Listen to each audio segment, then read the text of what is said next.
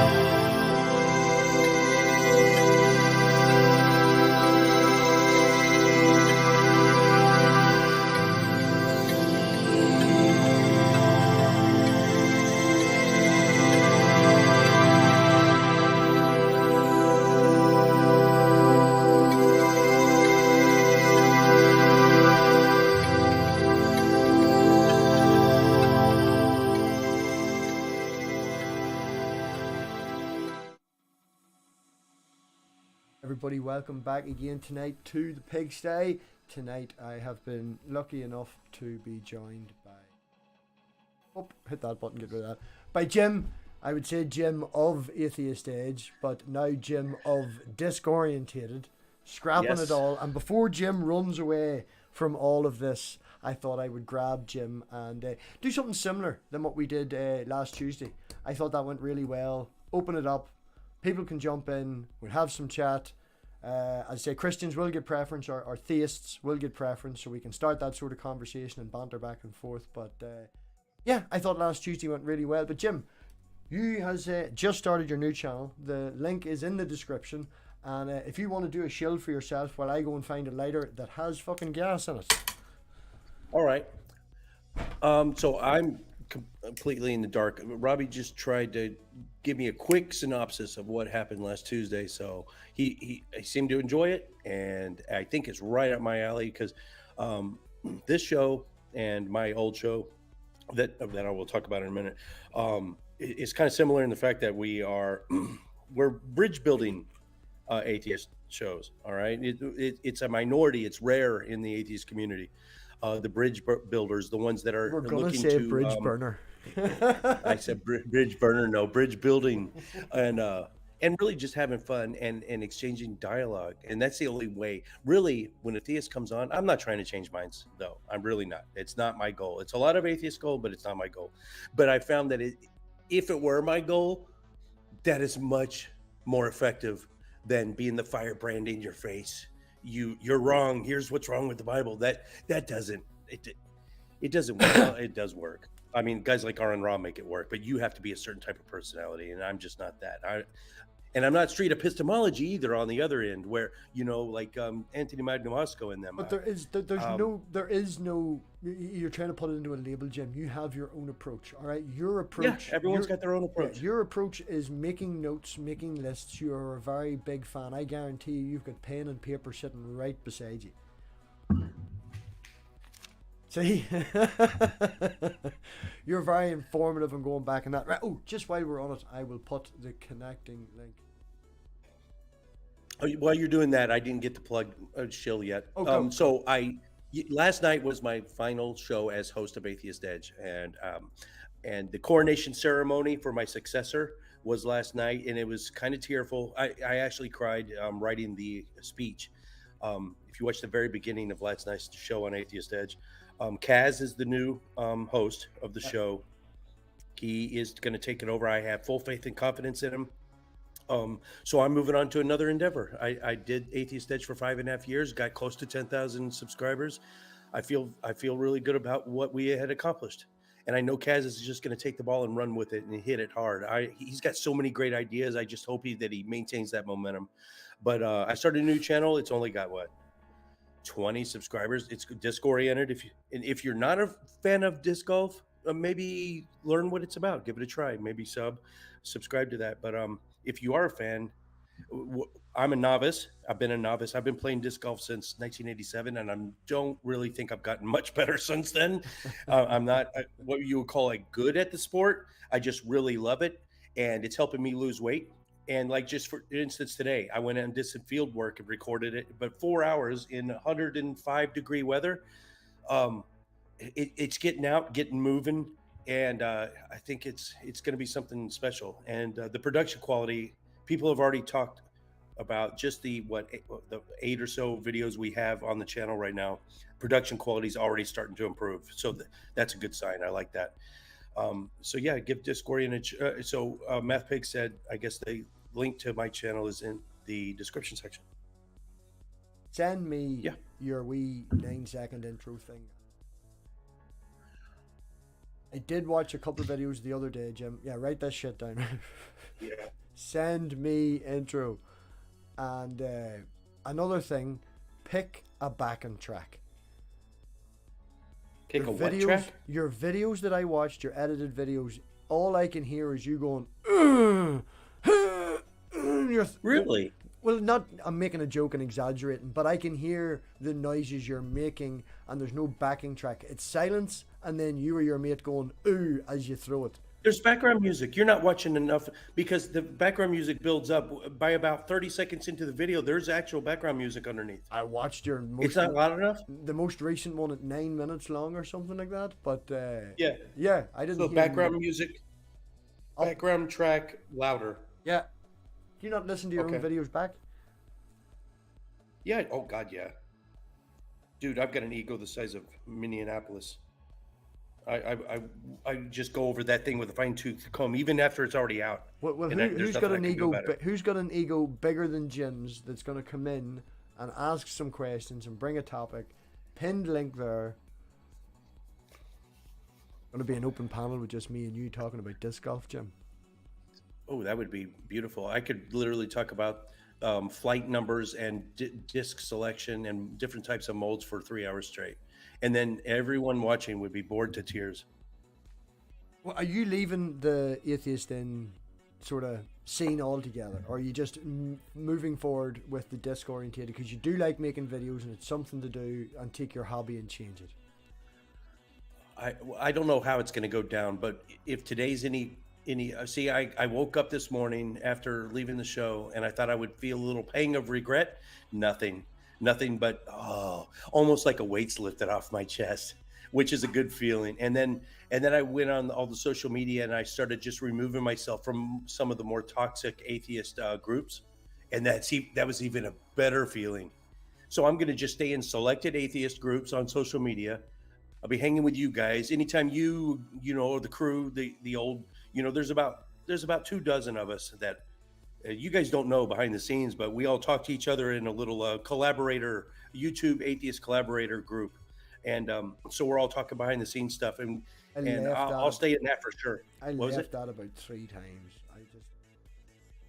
Oh, you have some personal issues with some of the people, right? You see, that's straight. You went straight to that, right? Not that I have personal issues. It wasn't that? What? No, you went straight. It wasn't that? No, I just hate Twitter groups. I hate that sort of amalgamation of everybody and sort of together.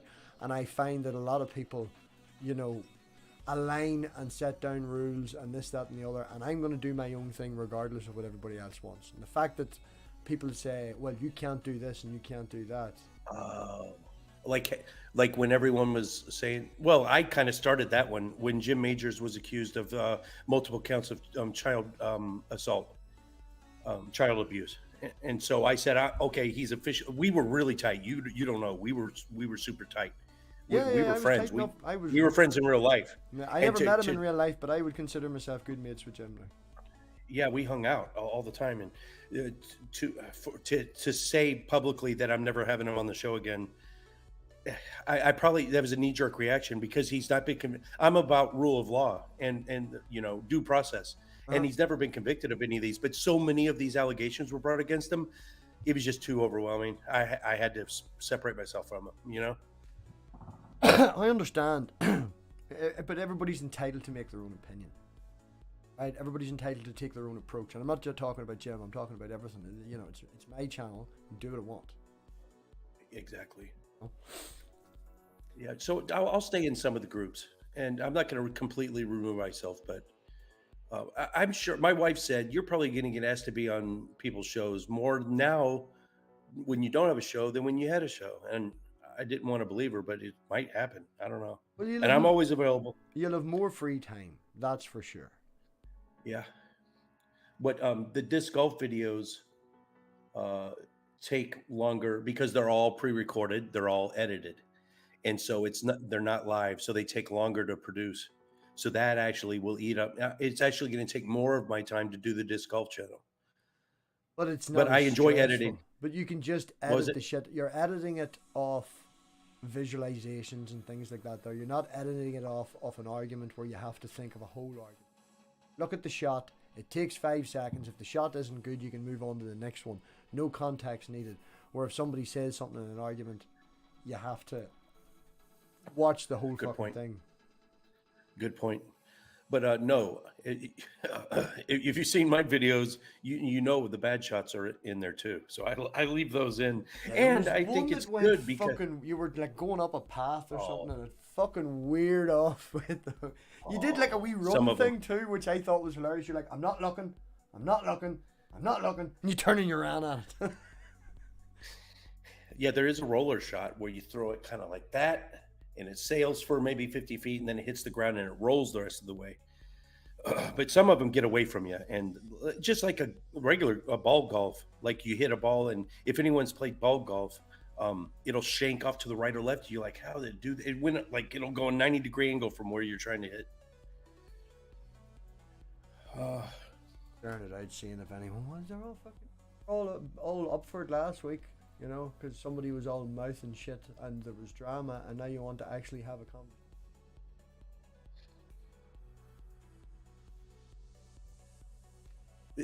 This is a good time of day. Well, let's see. You're 6 hours ahead? 5. 17, 18. 6 from you. 5 hours. 6. 18, 19, 20, 21. So it's 2,200 there? Yeah. Unless people are out clubbing. No, it is. It's 2,300. It's 11 p.m. here. Okay. 2,300. Yeah, that's a good time. Saturday night at 2,300. The people that have lives are out clubbing, and then us, sandbags are. There's plenty of us, especially in this community. That have no lives. Armchair philosophers. Yeah. Did you see my shirt? I don't know if anyone caught it yet, but that old 80s movie Say Anything with John Cusack?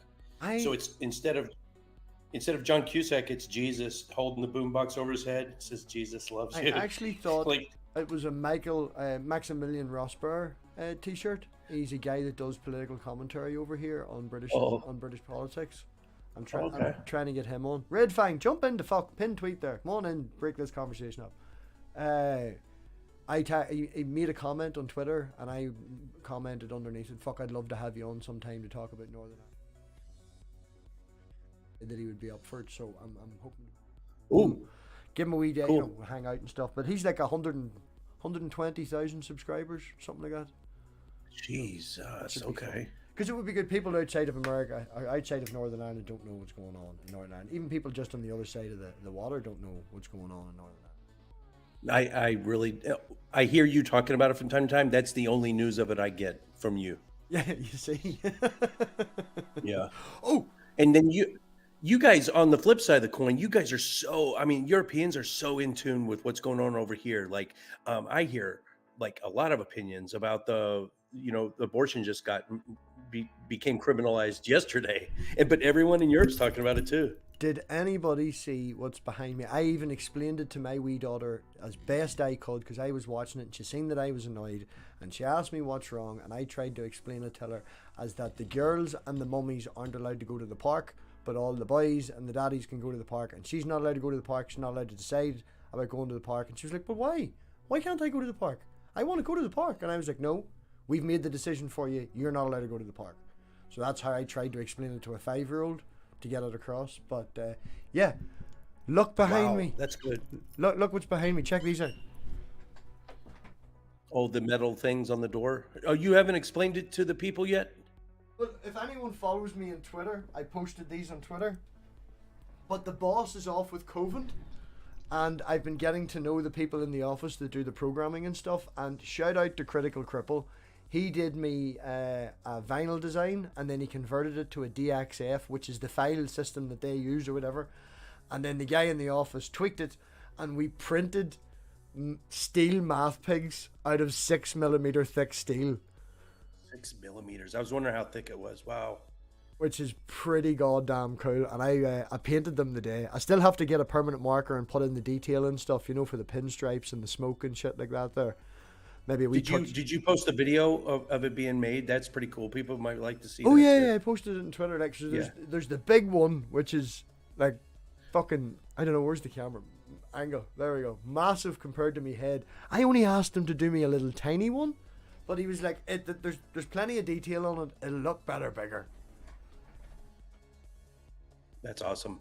I think the better story is losing your index finger while it was being made. No, that didn't happen.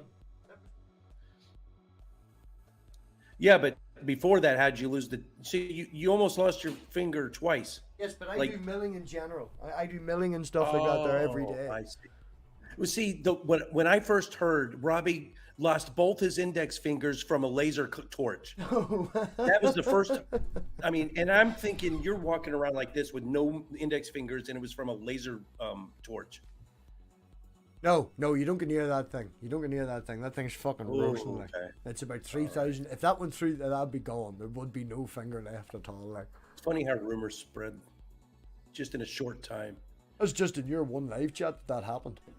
Because people didn't. Yeah, there was only 25 people in there. Yeah, because people didn't read the full story, or I probably didn't type it correctly, which is more likely to the point. But who's jumping in? Luke B. You're always good for controversy. I'm trying to post out the join link to Matching said this one's sewn back on and has no feeling just about here. It's completely numb, and this one has no feeling now just here in the dead center. And I really wanted to learn how to play the guitar. And that's not happening, is it? I was in a Humvee rollover in Iraq, and since 2009, this finger is only half numb, and then these two I haven't been able to feel since 2009. What was I going to say? Did you see last night? I opened it up to the public, and some guy got on, and he just sat there. And then when I unmuted his mic because he was making noise, I unmuted his mic. It's like, yeah, hey, who's this? What do you have on your mind? And then I didn't realize, because I saw he didn't have a shirt on, but he didn't have anything on. So he started standing up, and I was just going as fast as I could to get to the boot to kick him off before his junk was going to be on camera. And I think I did, but if you go back, see, that's dude was going to flash the camera. This, right? You see, that's the handy thing about this. I can just do that. If you can't see the live stream, but people in the live stream can see it. I can just hit a button on the OBS and it puts up a picture of a clown that says triggered. And it covers the camera of a particular person or in a particular place. So if you're cautious, you always just have that boy in that place. And then if anything happens, you just go boop. And they can still talk. You don't kick them, and you don't get they don't get their desired effect. Oh. Yeah. Well, that's always the danger of opening up to the public. There's going to be some. If you imagine the weirdest thing that could happen, and then it's going to get weirder than that. Stuff you never expect. It's just me and you. Where's everybody else? 23 people watching. Nobody wants to join. 23, really? Yeah. You guys, get off your butts. Is the join link in the description section? Pinned. It's right there. Dude, you guys, you know, the atheist community of Austin, the like atheist experience or the Truth Wanted or some of those. I was on Aaron Ra's show just a few weeks ago. He had minimum, the entire show. We were talking about gun control. The least number of people watching live was 800. It doesn't matter. And then it went up from there. I would know most of the people in the chat to a certain point, to a certain level, you know. Like it when new people come in, but I can understand context, and I'd rather have these just 23 people or 10 people or 5 people or fucking 2 people. It doesn't matter. Yeah. There I go again. I was obsessed with numbers. I'm glad I'm out of that rat race. I was. I tried so hard to get to 10,000, and I got stuck at 8 for that last year. Maybe Kaz can do something with it. I have confidence that maybe he can get it up over 10,000. Whatever's handiest for you, Cupcake. Avatar or put your pants on. He's asking, you know. Oh, that. Speaking of pants, I should bring the bot in. Where's the bot? We'll load the bot up. Me and Jim might disappear for a second. There we go. We should come back. Boom, we're back. Bot always does that for some reason. Rob, get your ass in here, right? Rob, come in for fucking 20 minutes and tell some mad stories. Rob's mother used to babysit me when I was in primary school. I've known Rob my entire life. Wow. Rob, come on in the fuck. You can do it on your phone. You just click that button. I can only imagine what you were like as a kid. I was a very nice child. You were a hellion, I bet. We were a bit wild, but I wouldn't have been a hellion. You know, like, we wrecked things, and we, like, maybe I tell this story the other day. We took down Mum's washing lines and tied it to the roof of the fucking 2-story. Then into the tree, ripped the handlebars off the motorbike or off the fucking our BMX, and just zip line down the side of the house at maybe 9, 10 or some shit like this. That's actually pretty cool. Yeah. Yeah. You know what? Get a few cocktails in us, and I could see us doing that right now. Oh, come on, Rob. You don't even need to show your face. You can hide your face. Not a hope. When did everyone start getting so shy? Come on, what? My mother, when she came home, was not... We had to tie both the washing lines together because the zip line wasn't long enough, so you had to go really fast because there's a nut in the middle, from tying them together, and you needed to hit it with speed to bounce. A bit worried when we would get home and someone stuck in the middle because they didn't fucking run fast enough or something. Oh gosh. Oh, we were wild, man. We had fun though. In the 80s, I ran from the cops once. They weren't chasing me. They were chasing somebody in my crew, but I don't know why we all decided to run. We could have just stayed there. Remember those stand-up arcades that, you know, when video games cost $0.25 and all your allowance went straight into Galaga or for us that was Hunter. Newcastle. That was like a day out during the summer. We didn't really have them over here. There was one popped up in Uri when I was maybe about 4. It was mainly gambling machines, you know. Oh, you didn't have stand-up arcades in the 80s? No, the arcades over here were mainly the fucking gambling ones for the old folks to sit and smoke all day in. And then there was starting to be appearing some pool tables and maybe some games over in the corner, you know. And then as time progressed, it became more for kids, you know, and bringing more of that in because you couldn't smoke in it anymore and all that shit. But originally they were for old folks to come in and smoke and just gamble. Well, you're a bit younger than me. You might not remember it. It might have happened. I'm also in a completely different country than you, man. It wasn't a big thing over here, like video game arcades were not a thing over there. Weird. Because it was well, it depends on where you were. There was 3 on every block here. They may have been in big cities, but I grew up in the middle of fucking nowhere, surrounded by fields, you know, and muck, and we used to go walk the railway lines. You know, that was exciting for us. Walk the railway lines and hope that the train doesn't come at this particular point where there's nowhere for you to jump, you know? Dude, that is the plot of Stand By Me. You're lucky then because imagine $0.25 per video game. Kids today, oh God, did I do it? Kids today, that sounds like an old person. But, you know, they got their console games and PC games. It doesn't cost per play. Purple! Oh my gosh, purple. Purple, Yeah. save me from the old man. No, I remember those too, and actually, yeah, No! video games be that they were 50 cents each for a lot of them. Yes. Oh, the driving ones, like the ones where it's like 4 of you all on a motorbike. You know, all of you on like a mock motorcycle. Those were like 50 cents, and you would do the dirt track together. Well, and that was Yeah. one of the things that when they went from the original Gauntlet game to the Gauntlet 2, the original Gauntlet was $1 a play. The Gauntlet 2 was 50 cents a play. The elf needs food badly. Yep. Jim, you just got me in trouble Why? because I'm telling stories, and it turns out my mother's in the chat now, secretly listening to it all. She didn't know about the zip line? Oh, she did know about the zipline. She called us about that. Okay. I think she's just playing. Did she know that you lost your fingers in a laser torch accident? She was standing about 4 foot from me when the hedge trimmer went off and panicked. In all honesty, my mum would be a decent enough driver, but and she would be of her age, not a big rally driver, right? And she has a car, and she was in the van because we were doing stuff at the house, and I have never seen my mother drive so proficiently at speed and in a van in my life. About 4 times I asked her, I was like, "You all right? You look a bit anxious." "Fine, I'm just driving. I'm just driving." Oh, native atheist. Native atheist sent a super chat. "Sorry, Jim. AE will never be the same." Yeah. You know what? I've been hearing that all morning, and I've seen it in the YouTube comments already. And I keep saying the same thing over and over. Please give Kaz a chance. He's really not going to disappoint you. I promise. Okay. Yeah, The channel won't be the same. The channel won't be the same, but give it a chance to find out what it can grow into. Yes, thank you.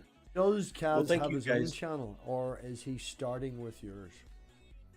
He's had a channel. It's gone nowhere. He really didn't put much time and effort into it. It was called Factitionalist Network. You can still see it. I think it's got like less than 200 subs. So yeah, he's basically starting from scratch. He just inherited an 8,000 subscriber with all the Patreon, all the t-shirt merch. It's all his now. Yeah. I really don't know Kaz. I've got no idea of what to expect from him. I think I've seen him once somewhere. Definitely not Modern Day Debate because I don't watch that. If I have any concern at all, I thought he was farther left politically, socio-politically than me. But since we've been talking over the last week or two, it turns out he's not as far away from me as I thought. So he's not super far left. He is far. I think he's pretty farther left than I am. I'm just left of center. So a lot of my fan base is mostly far left. So they're going to actually enjoy him more probably. Left of whose center?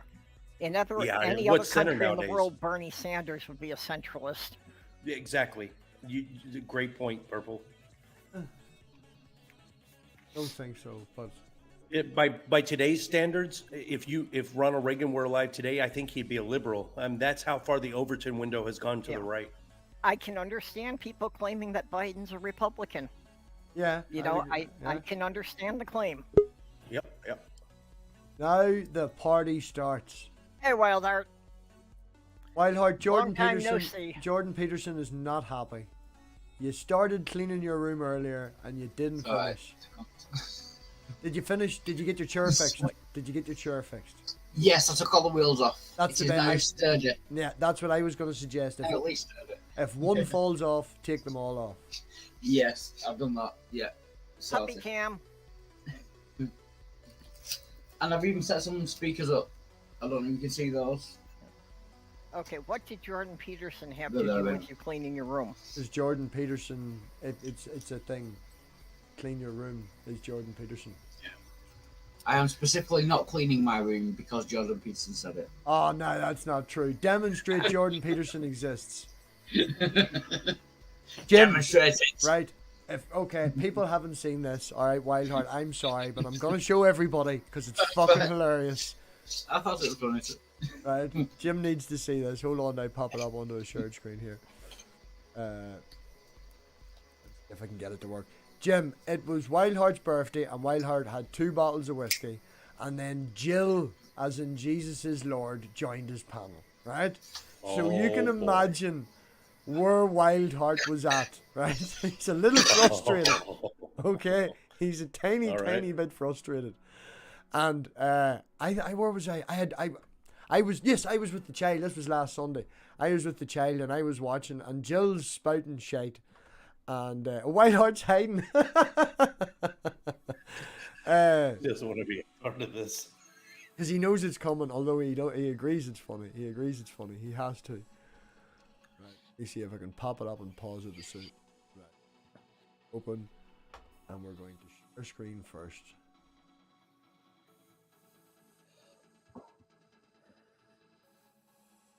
There we go. Yeah. Right. And the volume should be up. It is. Okay. Don't hang.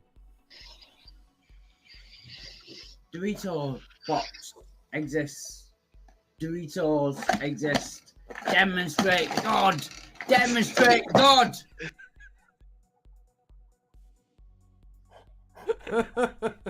Okay. Don't run away too fast, Wild. No, it's just funny. It was so funny. Yeah. If you splice together all the out of context and funny stuff from all the shows you've seen or been a part of, that would go viral.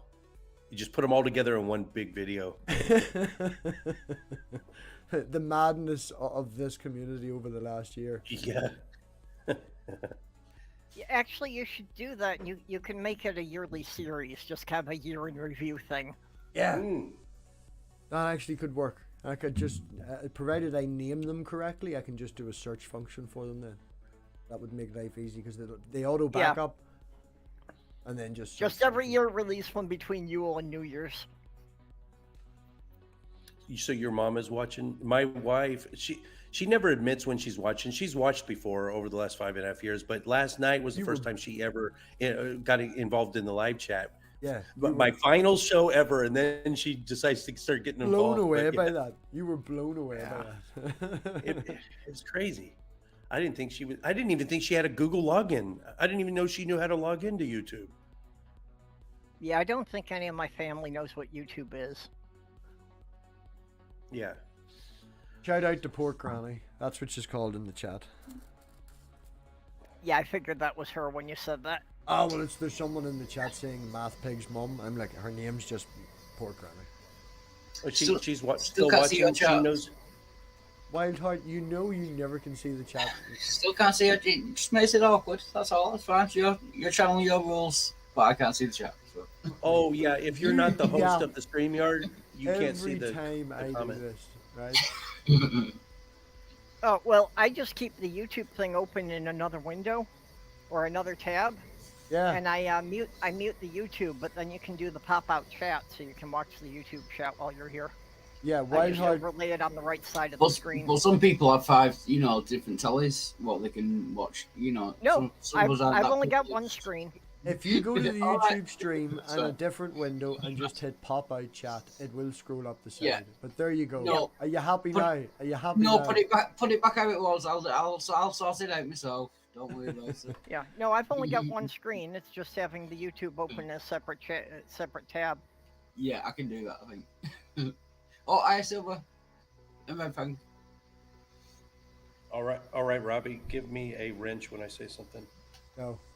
Because you asked for it. Oh, if you ask for a wrench, I know how it goes, yeah. And then at the very end of my show last night, it was you, wasn't it, that said, disc golf sucks. Yeah.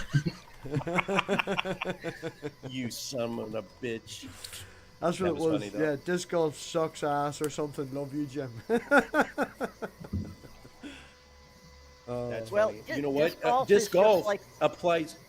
Disc golf applies to way bigger niche. It's not a niche audience like atheism arguing about religion. I think disc golf appeals to a broader swath of the world, so it's got more potential. Actually, maybe, I don't know. Yeah, think about them numbers, Jim. I'm not thinking about numbers. I just don't care anymore. If I don't even get 100 subscribers, I'll be fine. I'm just out there having fun, trying to lose some weight. Well- I'm not going to think about numbers ever again. Okay, disc golf is playing fetch without the dog. Oh, them's fucking fighting words. He's right. Oh, playing tennis with Met. Yeah, same thing. Some games I'm going don't to work. use that in the Purple. next video. Purple. Some games don't work. I don't have them all switched on. I don't think slots. Okay, I had seen somebody else type a gambling thing in there, so I didn't know I what typed worked on your heist. channel. Heist works, and I think gamble Yep. works. Mine's mainly for commands. Yeah, you know, and that's the thing I think is always kind of lacking with the stream bots, is you should be able to have the exclamation point help and for it to give you a list of all the commands it'll accept. So Yeah. annoying. Look, this is literally what I'm just doing now for everybody. There you are, right? There's the list of all the commands. Yes, I'm taking notes. Purple, I'm going to use that in the next, the Zoom, next zoom, video. zoom. I can't see that. I can't zoom because it's not a window. Can you? Yeah, so that's. Hold on. I'll go to the top, right, and then we will have it all. Can I highlight them all? No, I can't even highlight because it's in that. Yeah. It doesn't really matter as I'm not a mod on the channel, so it doesn't really matter, does it? You went Yeah. to being a mod now. Unfortunately, on my screen, those are too small for me to read them. Yeah, of course they are. Of course they are. They're all too small there. But there's a big ass list, and sometimes weird things just happen. Oh, where did Well, this come from? Right, here's one which I have no idea why it's in there, right, and why I'm using this. But we will go with this. Well, Right. on the shills, they keep Arousal. playing with it. Why is it when I type arousal into my bot, it comes back with smells Chris Mowdy? No idea. You. Oh no, because Chris Maggi works in smells. He works. His job is Oh. smells. That's right. Arousal. Well Yeah. done, Weinhardt. That'll be it. Well done.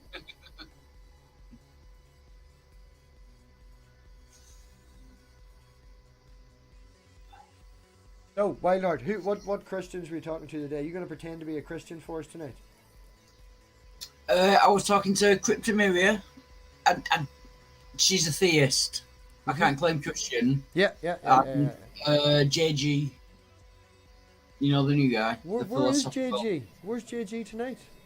I don't know. I had to end my streak. Oh, by the way, speaking of subs, I have got over 100 subs again because you know when you did the Yeah. socks thing. Yeah. You it can went say back. that I used Whoa, my whoa, whoa, stuff. whoa. Good. I What's did, happened? yeah, I didn't know I said it, but I went under and now I've just ended my 100 sub party thing. What happened was, it turns out that Jill loves Wildheart so much that when Wildheart hit 100 subs, he had that many socks socked at him that he could take 7 or 8 subs straight back off him again just to be a dick. It went back to 91 from 91. 100. Right, from 102 100. to 91. Wildheart celebrated, and then Jill's all, oh, 10% of your fucking subs are me, and tucked them all away again, right? So I texted Wildheart, and I was like, right, hold on, I'm getting me lunch in a minute. And from the time it took me to walk from where I work out to the car, I'd already used all my socks to sub all back up again and put them straight back to 100 again. Fuck you, Jill, you fucking clown. Why do people have sock puppet accounts? I don't get it. Well, I have Google accounts because you get free 15 gig for every Google account. I take an awful lot of pictures, so every time I create a Google account, I get free 15 gig. I got my photos. If I have That's that, good. that gives That me makes access sense. to create another account on YouTube. And if somebody like Wildheart instigates and has that issue with a dickhead, I can then step in and help. If someone's at 90 subs and they Except- really want to hit 100, I can step in and help, you know? Except you can't because it doesn't work MathPig. I don't know whether they changed the rules, but it actually takes the subs away. I've tried doing it as well. If you like a video, if it's from the same, it might be the same IP address.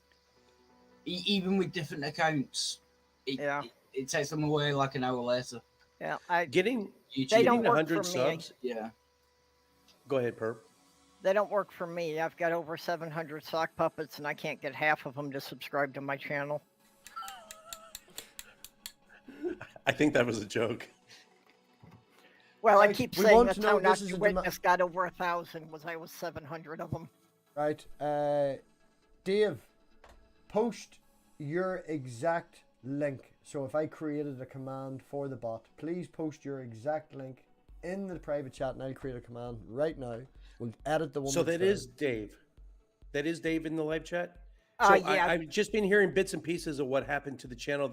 His Twitter and his YouTube got suspended indefinitely or something. The Twitter got suspended, so we had to create a new Twitter, and they are more popular on Twitter than they are on YouTube. So the name on Twitter, and the name on YouTube is now changed to match. Oh, so it's starting over? No, the same New channel on subscriber YouTube. base? You are mad for the numbers, Oh, Jim. I gotcha.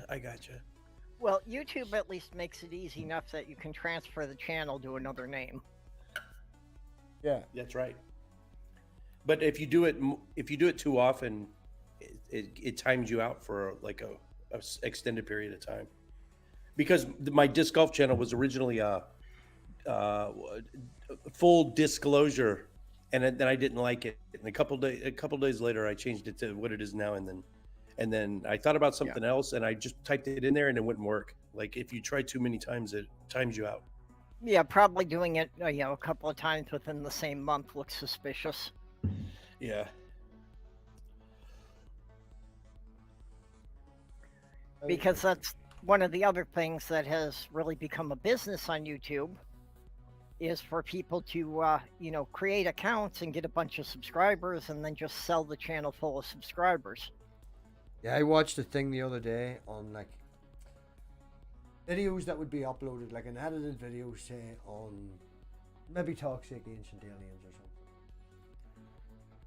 Speaking of which, I watched a video the other night. Titan, you were there. We should put that up. I think we should maybe review the madness of that. That made no sense. But anyway, say a video like that, which is quite popular.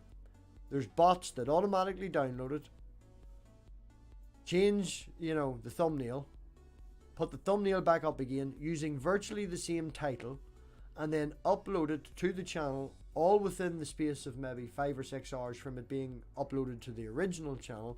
And they do this with about 5 or 6 channels of the same topic. And this guy just sits back and watches the ad revenue just roll in. And it's just a computer automatically doing it all for him. Like. Yep, and then sometimes just, when the channel can get up to 10,000 subscribers, they can auction it off. I learned a new word the other day. It's called, I think, mukbang. I probably got that wrong. Mukbanging. That sounds right. Okay, so it's the new thing, and I guess it's if you're looking for ad revenue and views, it's just sitting in front of a camera with a large amount of food and just gorging yourself, and that's what people. And so here we are trying to script out some well-researched theological dark statements. Scripts out and fucking theological research, not Wildheart, not me. No, Okay, well, I don't know. know. The good atheist YouTube channels do. I'm just joking. I'm just joking. No, but you spend so much work, like the one I did with Seth. Fucking motherfucker. Bitch-ass motherfucker. No need. Here I am just talking in the green room to myself. That was bad. No, I spent 3 months working on a 15-minute video, and I hired Seth Andrews to do the voiceover, and I was so proud of it, and it got less than 1,000 views, fewer than 1,000 views. And then here's someone just eating just banana splits for an hour, racking up hundreds of thousands. Does that bother you, Jim? I think the conclusion is people are stupid. Yeah. People are dim. Yeah. I think that's the only conclusion from that. Yeah. Well, go post some links in your Christian friends' Discords and tell them to come on over and ride with us. I shall go and do that. Yeah. I'll be right back. Yeah, me and Titan texted me last night and he was like, who's streaming? I'm bored. And I was like, well, I've about 5 things live or 4 things live or whatever. A couple of atheist things. There was one other thing. And then there's this mad channel called Heresies Theories Galore.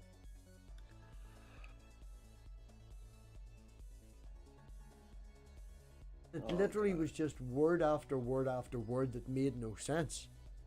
None of it made any sense. It was like, I can't even do a good impression because I'll just naturally make a good sentence. I don't know how to even describe it. It was just word salad and made no sense.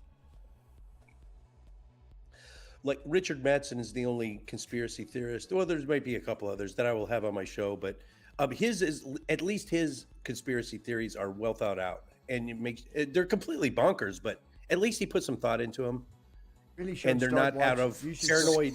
Whoa. Richard Madsen, it's not conspirasi theorists.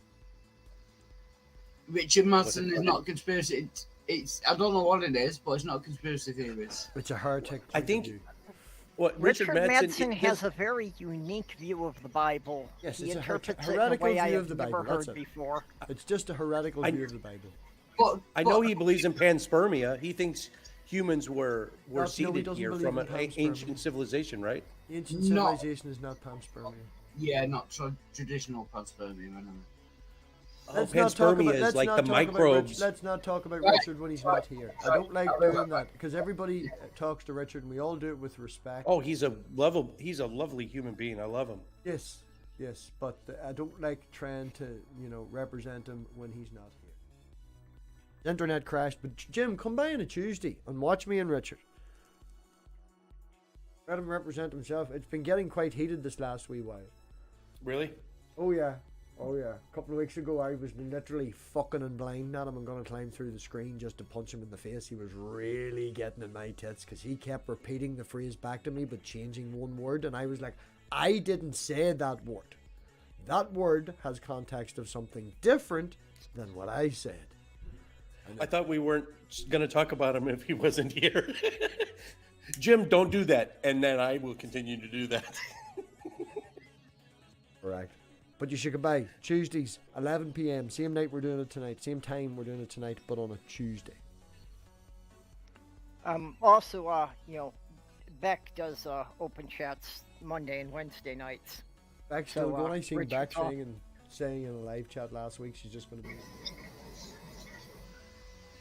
Oh, is he not doing live chats anymore? I don't know.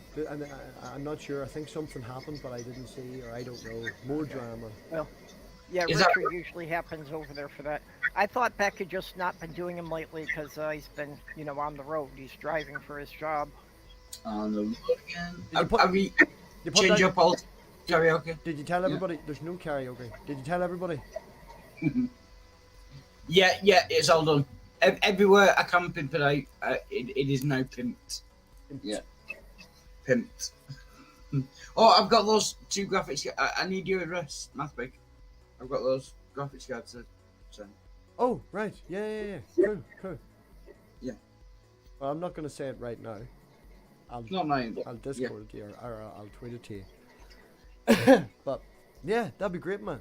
Because that would definitely that would upgrade my system. Yeah. Good work. I am not using them, so. Look, we're gonna see. And we're gonna pretend that you're a Christian, right? You do that, Whiteheart? Yes, I used to be Catholic. Oh, I didn't really believe it, but I used to be. Yeah. Once a Catholic, always a Catholic. That's what the saying is. Yeah. Well, that's Right. what the Catholic Church tells me.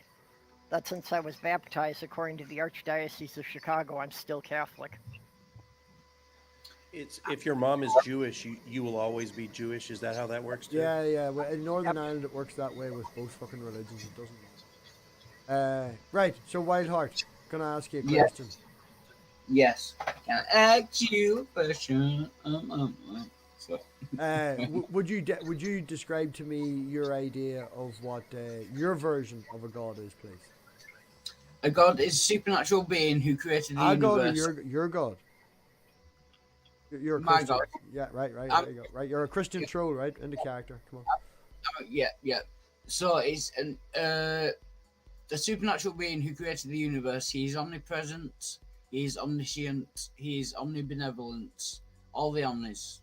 Omni. And how would you feel about the situation right at the very, very first where, not like the Bible, everybody's read it, but everybody knows Genesis, and they ate off the tree of the fruit of knowledge and good and evil, or whatever the fuck it was, and they realized they were naked, and covered themselves, and God had to look for them. Was he playing a friendly game of hide and seek like you would as a parent, or is that a contradiction against his omniscience?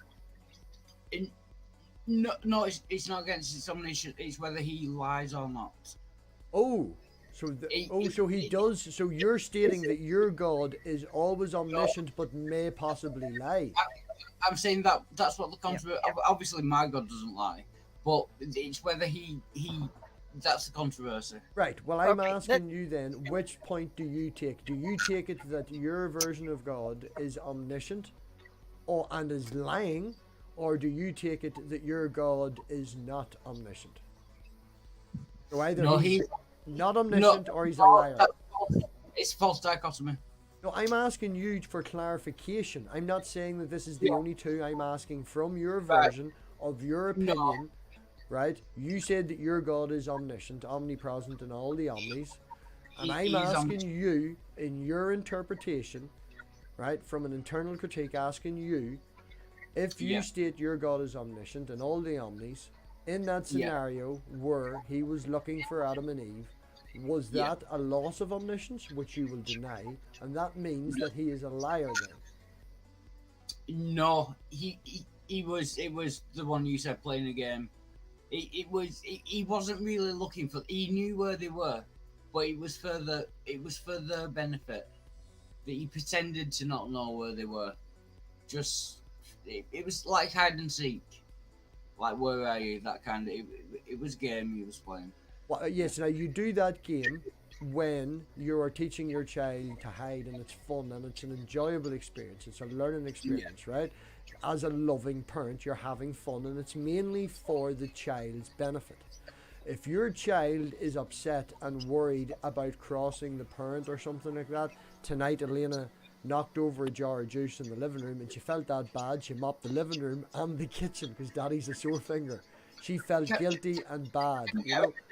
No, but the point I'm making is whenever something wrong goes, a child will naturally feel guilt, naturally feel an ability to hide. And as a parent, and as a let me just finish. And as a loving parent, if I had walked in and seen a mess in the living room and Elaine was crying in the corner, I wouldn't pretend not to find her. I would instantly go to them to comfort them. Yes, but was this before they ate from the tree? No, they covered themselves after they ate from the tree. It was after. Shit. But okay, see, until they ate from the tree, guilt didn't exist. Yeah. But after they ate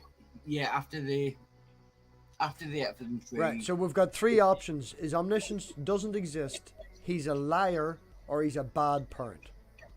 Bad parent. I will go with bad parent. We're going to go with I posted bad in the parent. private chat. Yes. In the private chat, I posted 6 Bible verses where God lies personally, lies by proxy, That's in the or Bible. plants deception. Yeah, that's in the Bible. Plants though. deception. That's in the in Bible. someone Bible don't else's, matter. right. Bible don't matter. Want to talk Well, to the this- person. Find out interpretation. This of is the a person. question. This is a question I've had several times. You can show several places in the Bible where God lied. Can you show me anywhere in the Bible where Satan lied? No. They say he's the deceiver, but does he ever actually lie? No. Plus, he killed less than 10 people, and the 10 people he killed was only because God told him. Yeah, I he had to ask think- God for permission first. You see, Yes. right, this is one thing I find is a problem, right? Jim's out with the verses, you're out with the whole Satan doesn't kill people and stuff. As a group of atheists who've been doing this for a certain period of time, we all know that, right? We've all heard Satan doesn't lie and he's better because he kills. That conversation has been done, we've been through it, we all know the opinion of it, right? I don't care what the Bible says, rather than from an atheist point of view, where this atheist can say, I have evidence that Jesus lied or God lied or whatever, and pops a verse out. Because no matter who you're talking to, they're all different. They're all going to take a different point of view. JG, the man, they're all going to take a different point of view. And it's not to do with what the Bible says, because the person says they read the Bible. Everybody, most mainstream Christians, especially over here, don't read the Bible. They read sections of it and chunks of it. And they all read their own sections and chunks that they all cherry pick from. So you saying, here's a verse in such and such and such, that person has already got a cognitive dissonance and will just ignore you. So rather than saying, here's proof in a book that this, that, and the other, and all the rest of it that disagrees with you, ask the person, talk to the person, and find out what their point of view is and what part of the Bible is that they read, that you can then get to an agreement on, where there's at least a middle ground that you're on the same understanding. Because just throwing Bible verses at each other, fucking gets I nowhere. think the big difference with an atheist is that when you have someone who's read the whole Bible, they usually wind up being an atheist because they realize that this cannot be a coherent story about the same character all the way through. Now, I have a problem with saying that as well, because if you read the Bible, you'll turn into an atheist as a fucking meme. And lots of people read the Bible. Lots of Christians read the Bible front to back, and most of the world is of a Christian, a lot of them are Christian.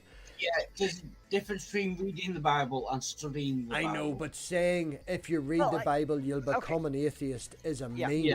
It's a I fucking meme. It is. I did not study it. I read through it once. That was more than enough. And I'm just saying, it's badly written. It has too many internal consistencies. It's like science fiction books that have half that many internal consistencies I would have never finished. And would you agree that you read that and you seen that and you understand and see the consistencies more so now with hindsight, and when you did read it and they started to come across with you, that's not down to your religion, that's down to you personally, Purple, and have a skeptical mind and being able to look at things in a certain way and notice that. A lot of people in the world aren't like that. So when they read the Bible, they ignore the problem that happened, whatever, before that caused inconsistency. They don't see any inconsistencies. They read it and it's all cognitive dissonance. Actually, what put me off of the Bible was I was reading it when I was a teenager, and all the laws in Leviticus I found very troubling. I actually went and had a couple of private sessions with the priest at our church to, discuss why I found this disturbing. And even the priest could not give me good answers, so that's why I decided the Bible wasn't worth it. Yes. Although I will point out the Bible is 66. Sorry, am I still being the theist? No, we've got a theist now. Right. Okay. I don't know anything about JG here. Oh, hey guys. I was looking for Bible study. Did I stumble into the wrong room? No, come on in. No, JG, right? My bad. I thought we were doing a Bible study, guys. I'm sorry. We're trying to improve communication, right? And I'm trying. I was a little confused at the subject matter. Yeah. How are you doing, You will MathPig? need to introduce me here. Right, JG has been popping in and out of Wilds. The first notice I knew of JG was Wild giving him very high praise for teaching him philosophy. I didn't even know JG was I'll say a theist. That would be right, Jay. I'm not sure. You're not an atheist, yeah? I didn't know this before, and Wild was giving him plenty of praise. I was on Wilds last week before I had my first proper conversation with him, and we were having a fantastic conversation, getting to know each other until Dickhead turned up, better known as Ironic, and just ruined the whole conversation. Went off on a rant, asking meme-like questions, prove to me that God doesn't exist and shit like that. Non-starters, conversation non-starters. I was getting to know Jay and said that I was going to be doing Wild for reminding him. But Jay is a opinionated person that's not afraid to stick up for what he believes in, but he's a good I think I can put it like that. Well, I'll take it. I hope I can hold myself in this group. I know Wildheart, he likes to yell at me, but it's all good. We're having some good times. Seriously, I love you. Have you got any Doritos? There's no Doritos anywhere near it. Well, that's not fair. Show me the Doritos. So JG, have you worked out how to demonstrate God yet? Oh goodness! You went right for the jugular. Jim, right, I'm going to introduce other people and move around. Purple has been in the community for a very long time, does support streams and hangout streams and stuff like that. Does what they want, people turn up, do, they don't, or whatever. It's not a mainstream channel, it's a channel for a group of friends to sit and have the crack with. Jim has just handed over ownership of the Atheist Edge channel to another content creator, because Jim's moving off in a different direction. And Jim would have had the likes of Matt Denahunty and Aaron Rand, stuff like that. Jim's also, I think, read 2 books, Jim? 1 book, 2 books?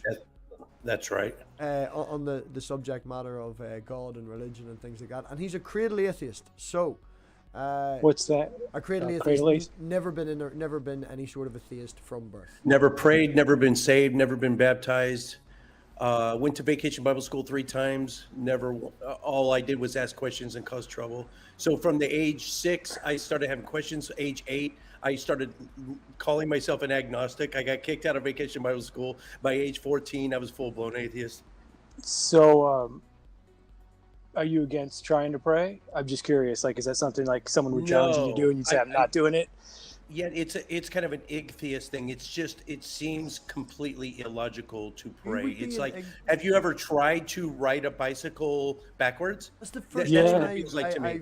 I've heard you refer to yourself as an atheist here. No, I'm not an atheist, Oh, you're not? but All right. it's kind of an atheist type sentiment. All right, Like okay. when someone says, "Why don't you try to pray?" It's the same as asking me, "Why don't you try to blow bubbles out of your ass?" It's just Well, it's it the would most help the illogical theory. thing. But if Sorry. you did choose to pray, no, if you did choose to pray, how would Okay, you, Right, well, hold on. Let Jay retort. Right, there's a wee starter going there. I'm not quite clear what you mean by atheist. Atheist Yeah, is actually- a person. Atheist is, if I can make it really short, atheist believes that the idea of God makes no sense. They literally, where Wildheart said omnipresent, omni this, omni the other, that person would come back and go, something can't be that. That makes no sense. I can't wrap my head around it. Okay. see, Atheist I- sees the idea of God as a nonsensical thing that makes no sense. I do too much paleontology, so every time I heard atheist, I'm thinking somebody who studies fish, and I know that's not right. Oh, And you're the thinking ancestors. atheist with a CH. I was thinking if you're a geologist, igneous, like Igneous lava rock. rock. Igneous rock. Yeah, igneous. Right. So Jay, and Oh yeah. if you want to. Oh, I was thinking. Well, yeah. If you say you have the theory that it makes no sense, I guess it would just be a way of maybe strengthening that theory, testing out. Say, well, what the hell? I don't believe in this anyway. I may as well knock this off the list of things that are possible. Just like an atheist might say, you know what? I need to read the Bible so I can strengthen my, my There does be an awful my side lot of the story and so forth. no. Sorry, What do you mean, sorry. no, Wildheart? No, just because you don't believe something, it doesn't mean you've knocked it off the list of things that are possible. Okay. Just because you don't believe something, it doesn't mean that you are asserting that it is impossible. Yeah, that's fine because that would work too. Like you might think it's possible or not possible and still try to pray just as an experiment. That's all I'm saying.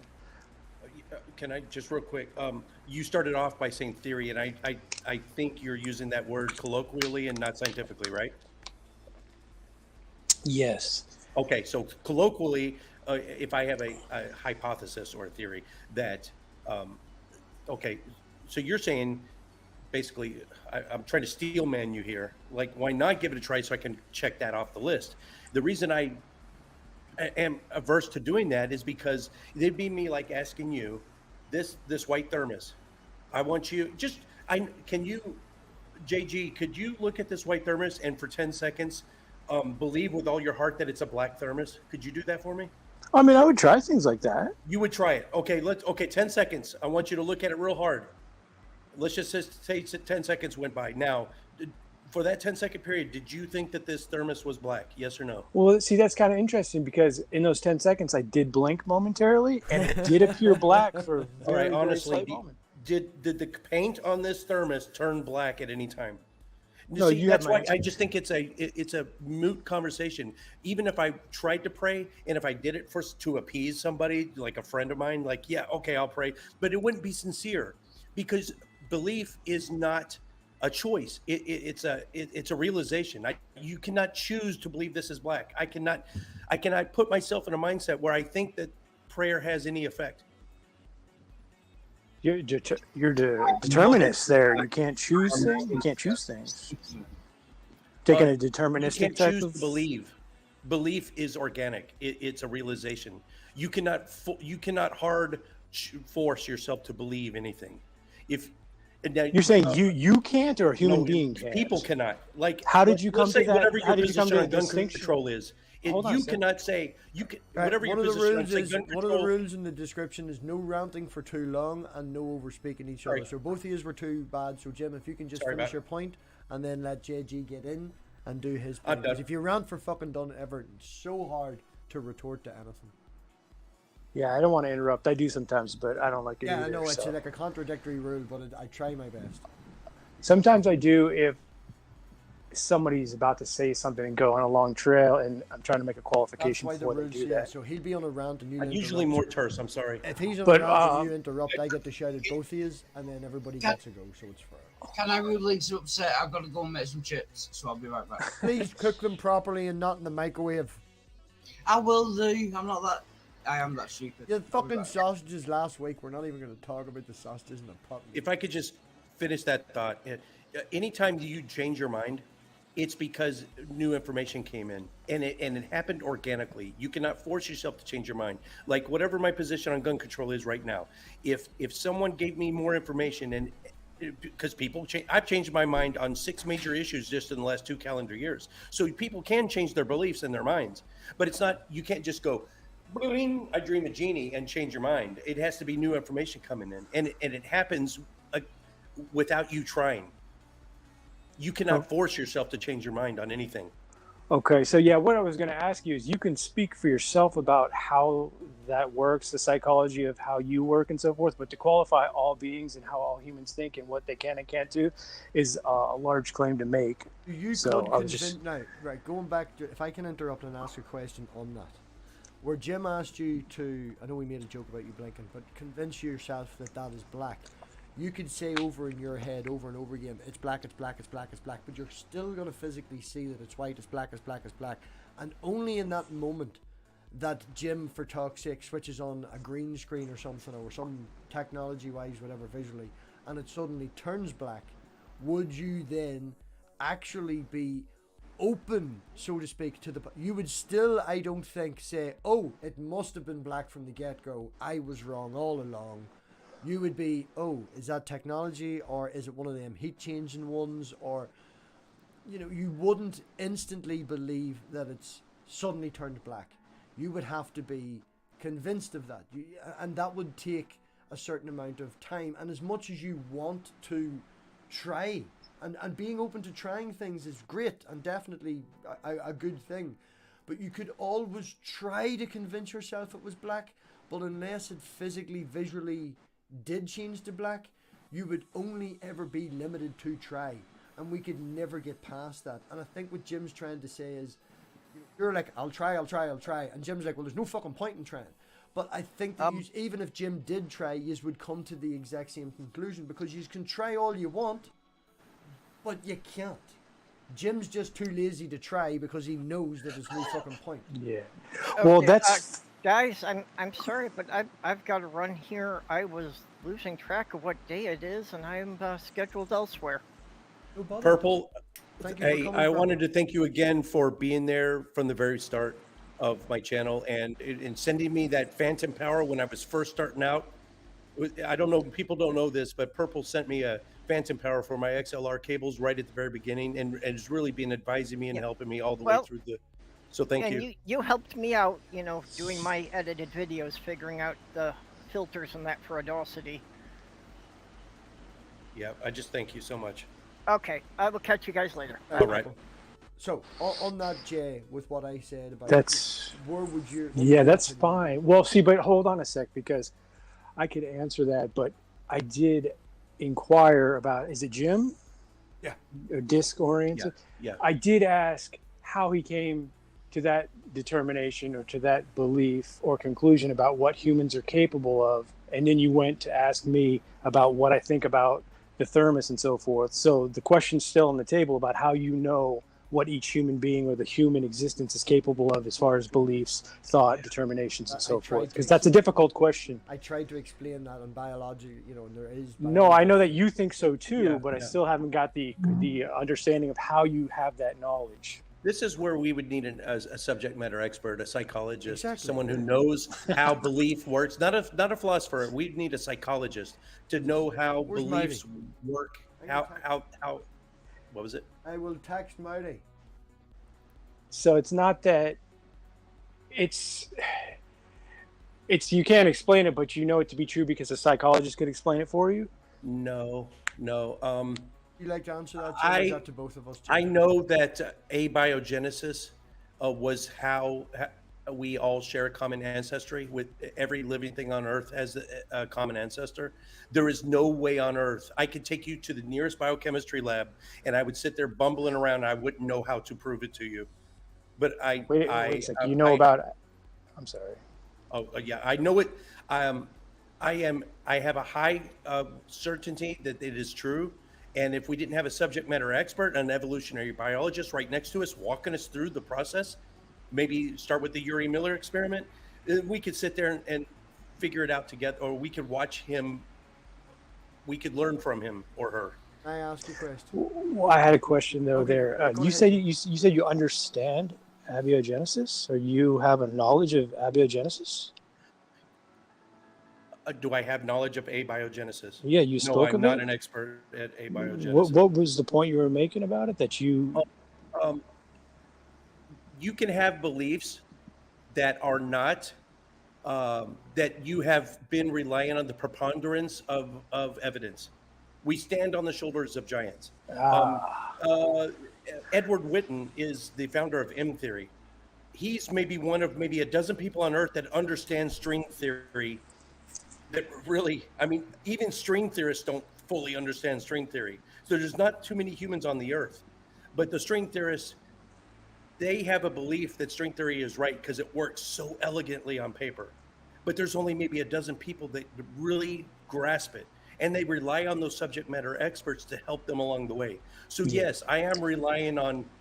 Okay. I don't consider it an argument from authority to rely on. I mean, it actually is, and it is. There's a degree of trust and faith involved in that too.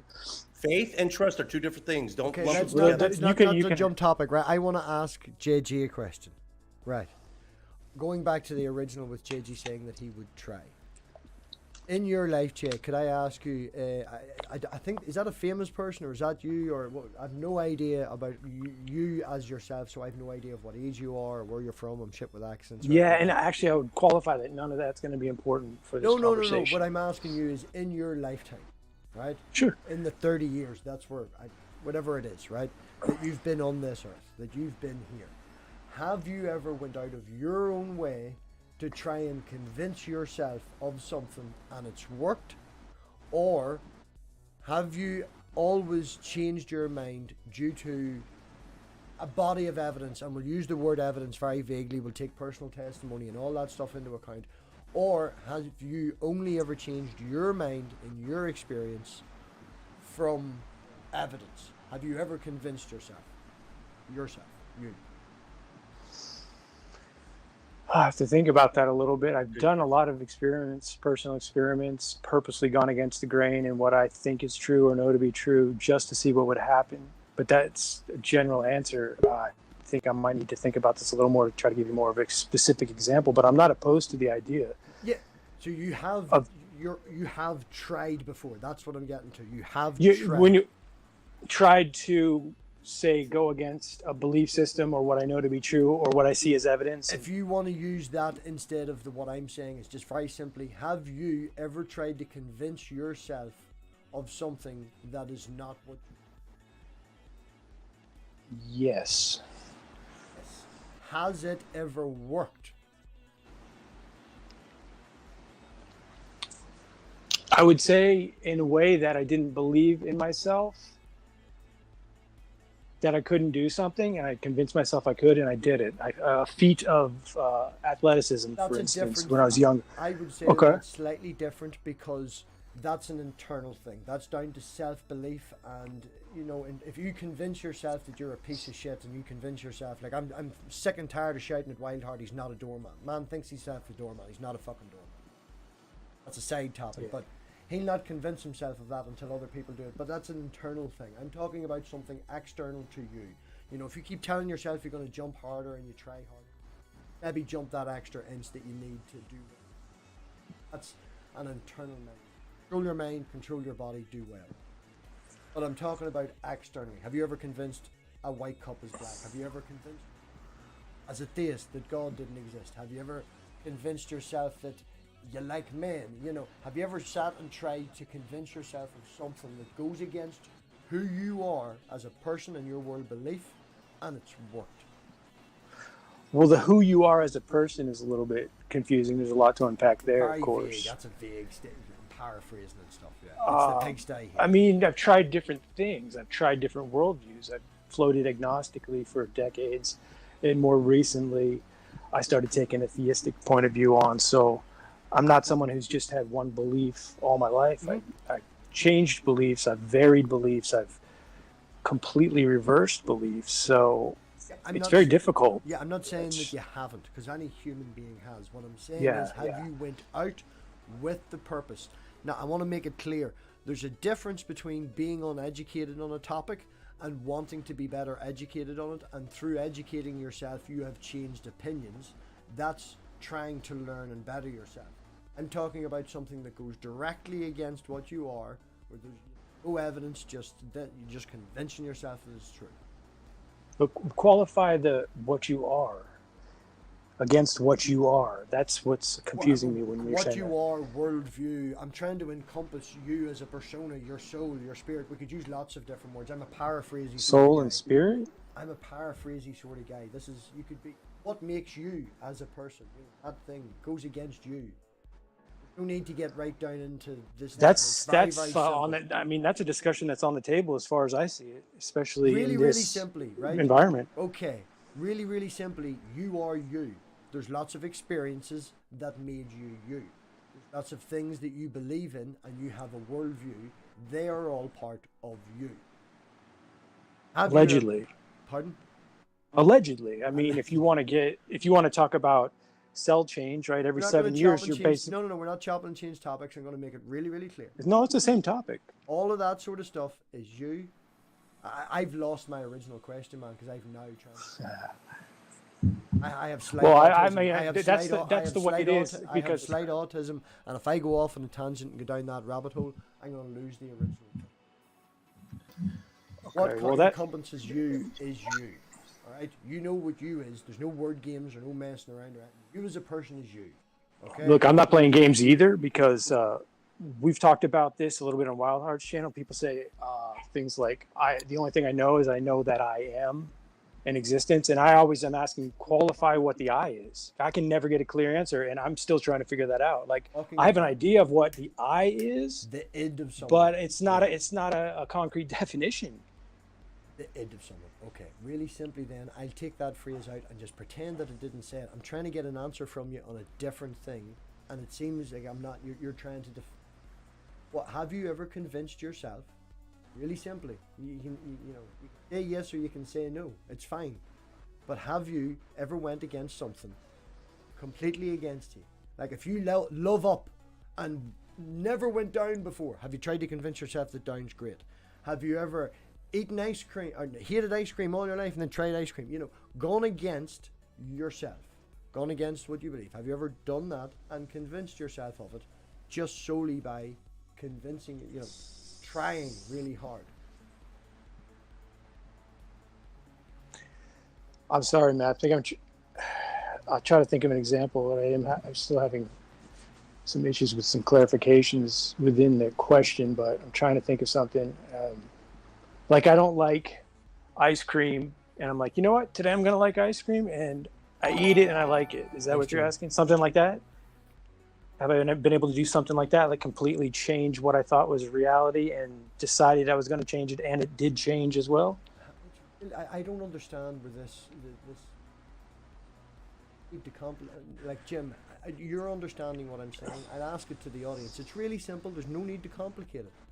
Well, it just might be the way that I think about things, right? I just feel that you can't answer the question because you know the answer is no, which aligns with what Jim is saying, and you're asking Jim originally to prove this. Jim says he needs a biologist. You said no, and I'm trying to ask you, and you are obstigating. Oh, okay, that's fine. I don't say no because you. I don't fully understand it, but I'll say no if you want me to. I mean, I I don't want you to say no. I want to get no, the it's answer fine. from you. I want to get the answer from you. If it's no, if it'll make him, then it's great. If you have convinced yourself of something, then I would be very interested to go down that line of questioning and find out This what might that help. is. I don't know if Wildheart left, but he had something to say. I don't know if he's coming back, but he was holding his hand up for quite a while. His internet, I think his electric keeps Oh, flipping okay. in and out. All right. He This wanted might me help clear to, things up. Like JG, I'm just going to assume that you can be or that you are 100% certain of something in life. I mean, maybe I don't know. Just pick something. Is there something that you are 100% certain of? Yeah, I was going to ask you the same thing. That's great. Okay. I think I therefore am not. I am not 100% certain of anything, even that we're having this Wow. conversation. You're not 100% certain that you're not No. the God of the Bible. No, I'm not even 100%. So you certain may of that. be the God of the Bible. It's a very remote possibility, but nothing's off the table. in My mind, yes. favorite book of all time. You read the whole goddamn book, and you find out that this guy that's had trouble the whole way through the book, and it's all about the main character. And at the very, very end of the book, you find out when he dies that he was actually a god who came down. Not the Christian God or this or whatever. And it's the whole book, and it's the last wee paragraph where he finds out that he was a god that came down. Wiped out his purpose. So from that experience and reading that book and fucking loving that book, I could also say, you know. Wow. Okay. Well, then I'm talking to a couple guys who think that they may be the God of the Bible. That's interesting in itself. But we From can a continue fiction, if you want. Yeah, I mean, I wouldn't. Well, yeah, we can go that route. Jamie, just to say, hi, Jamie. Thanks for coming in. Jamie's a wee bit of a heretic too. isn't yeah, he? maybe Jamie has something to say about that. I don't know. He's Yeah, you muted Jamie. The more I learn about wave function collapse and wave particle duality, I tell you, I'm still 99 point whatever certain that reality is real, but holy crap, man! The more you get into that rabbit hole, yes, but still, like everything we know to be true about existence and life, the universe, and everything could be completely wrong. I think you if have you're not certain of anything, though, if you're going to make that claim, in a way, you're throwing out knowledge. When I say knowledge, I'm just referencing my high level of certainty, but it's never 100%. So if I say I know that humans are in the ape family and that we are descendants of Australopithecus afarensis, I can say I'm certain of that and I know it and I have knowledge of that. But really, if you pinned me down, I'm still not even 100% sure of that. That would even Because that's something you're close to 100% sure on. That's amazing.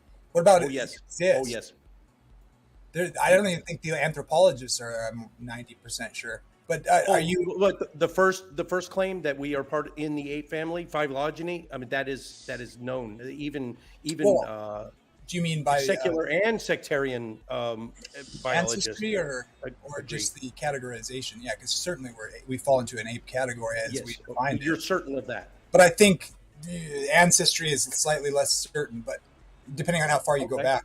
Yeah, good point. But aren't you 100% sure you exist in some sense?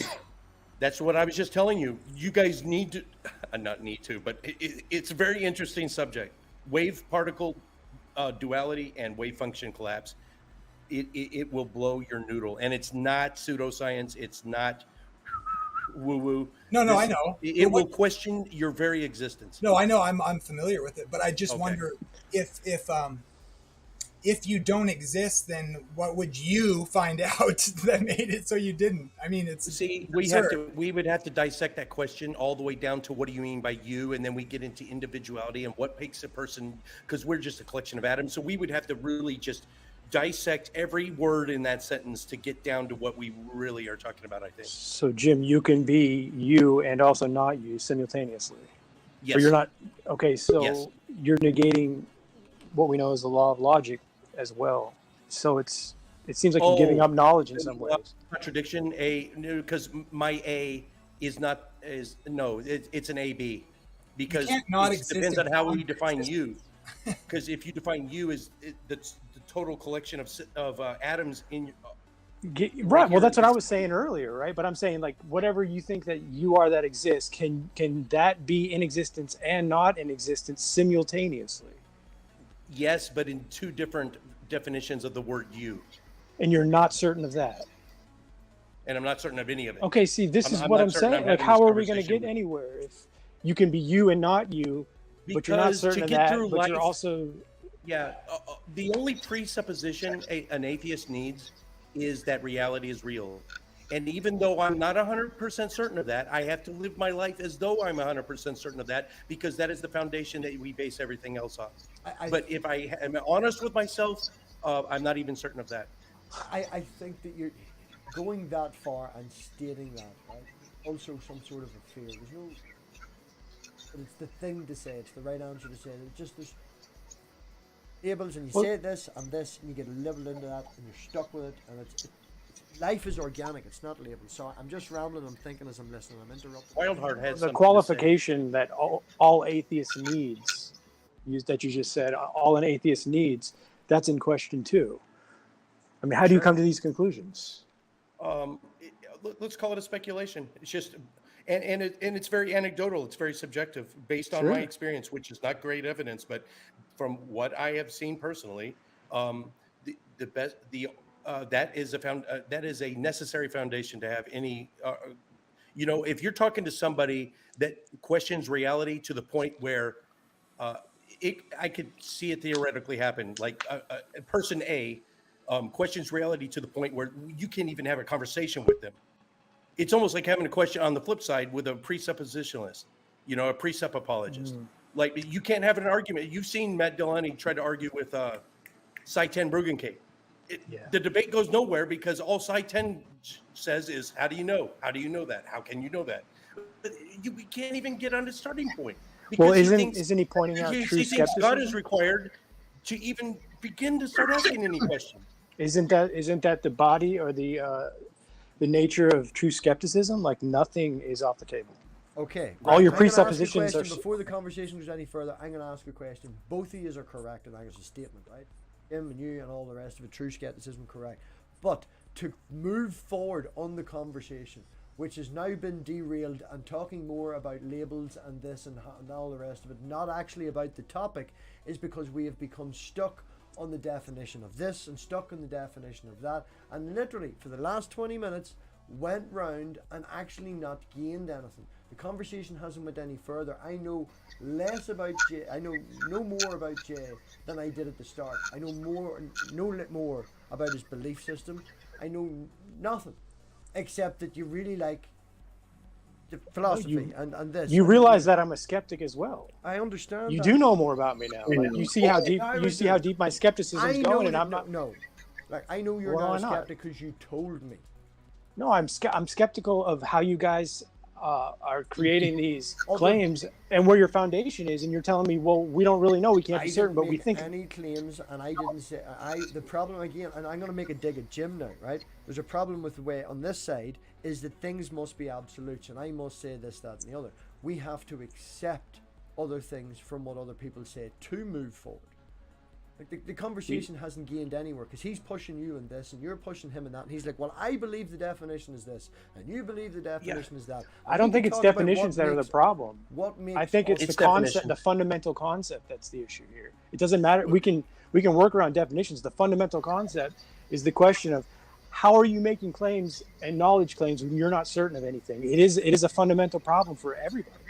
Because my certainty approaches 100%, so it's enough for me to use it as a foundation. And some of the claims that Jim has made, along with what you have said, when I asked you about it, to try and disprove it from your own personal experience and show that you have been convinced with it, what Jim has said that he's admitting he's not 110% convinced of, you have not disproven and would be in agreement with him because you've never experienced the other. So Jim can make that claim relative to you, because as far as the conversation has went, the people in this room is who we're talking about. I'm going to put my hand up and say I agree with Jim. Jim's making a statement, so he agrees with himself. You have said that you can't think of one in your entire life, and you're going to have to go away and think of one where you've convinced yourself of it. So you're convinced of it. Wildheart, you agree with me? Yes, Jim. There you go. Right, so there's 4 people in the room, including you in the conversation, that are all in agreement on a topic. So let's ignore the rest of the world and say that we agree, move forward.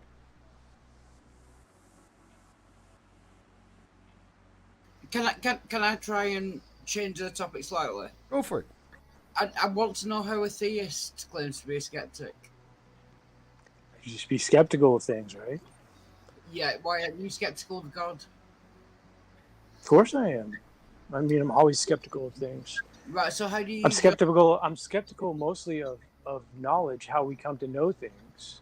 Right, so how did you come to know God?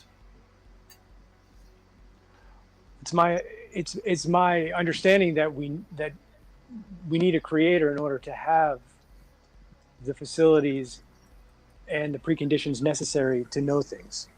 Right, how did you come to that conclusion? Well, it's something I'm working on. It's something I'm currently studying. I'm trying to understand and develop it further. Right. So if you're currently working on it, why do you believe in God now? If you're currently working on it and you're a skeptic, you shouldn't believe it until it's... I put my faith in God. There we go. I chose to, and because I was taught that God exists, and I grew up being taught God exists, and I just happily accepted that and lived my life that way, being taught and told that, and then people started challenging me when I got older, and then I was challenged, and then I thought, wow, maybe God doesn't exist, and then I said, it makes sense to me that he exists. Now let me find reasons to bolster that, or find out if I shouldn't believe in God, and I did that, and then I said, yeah, I'm justified, and so I defend it now. Right. So should a skeptic ever use faith? Isn't that unskeptical? Why would I think it's up to the skeptic.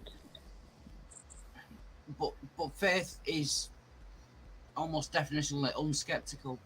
You can't call yourself a skeptic and then say I use faith. I'm gonna I'm gonna make the leap and just be honest.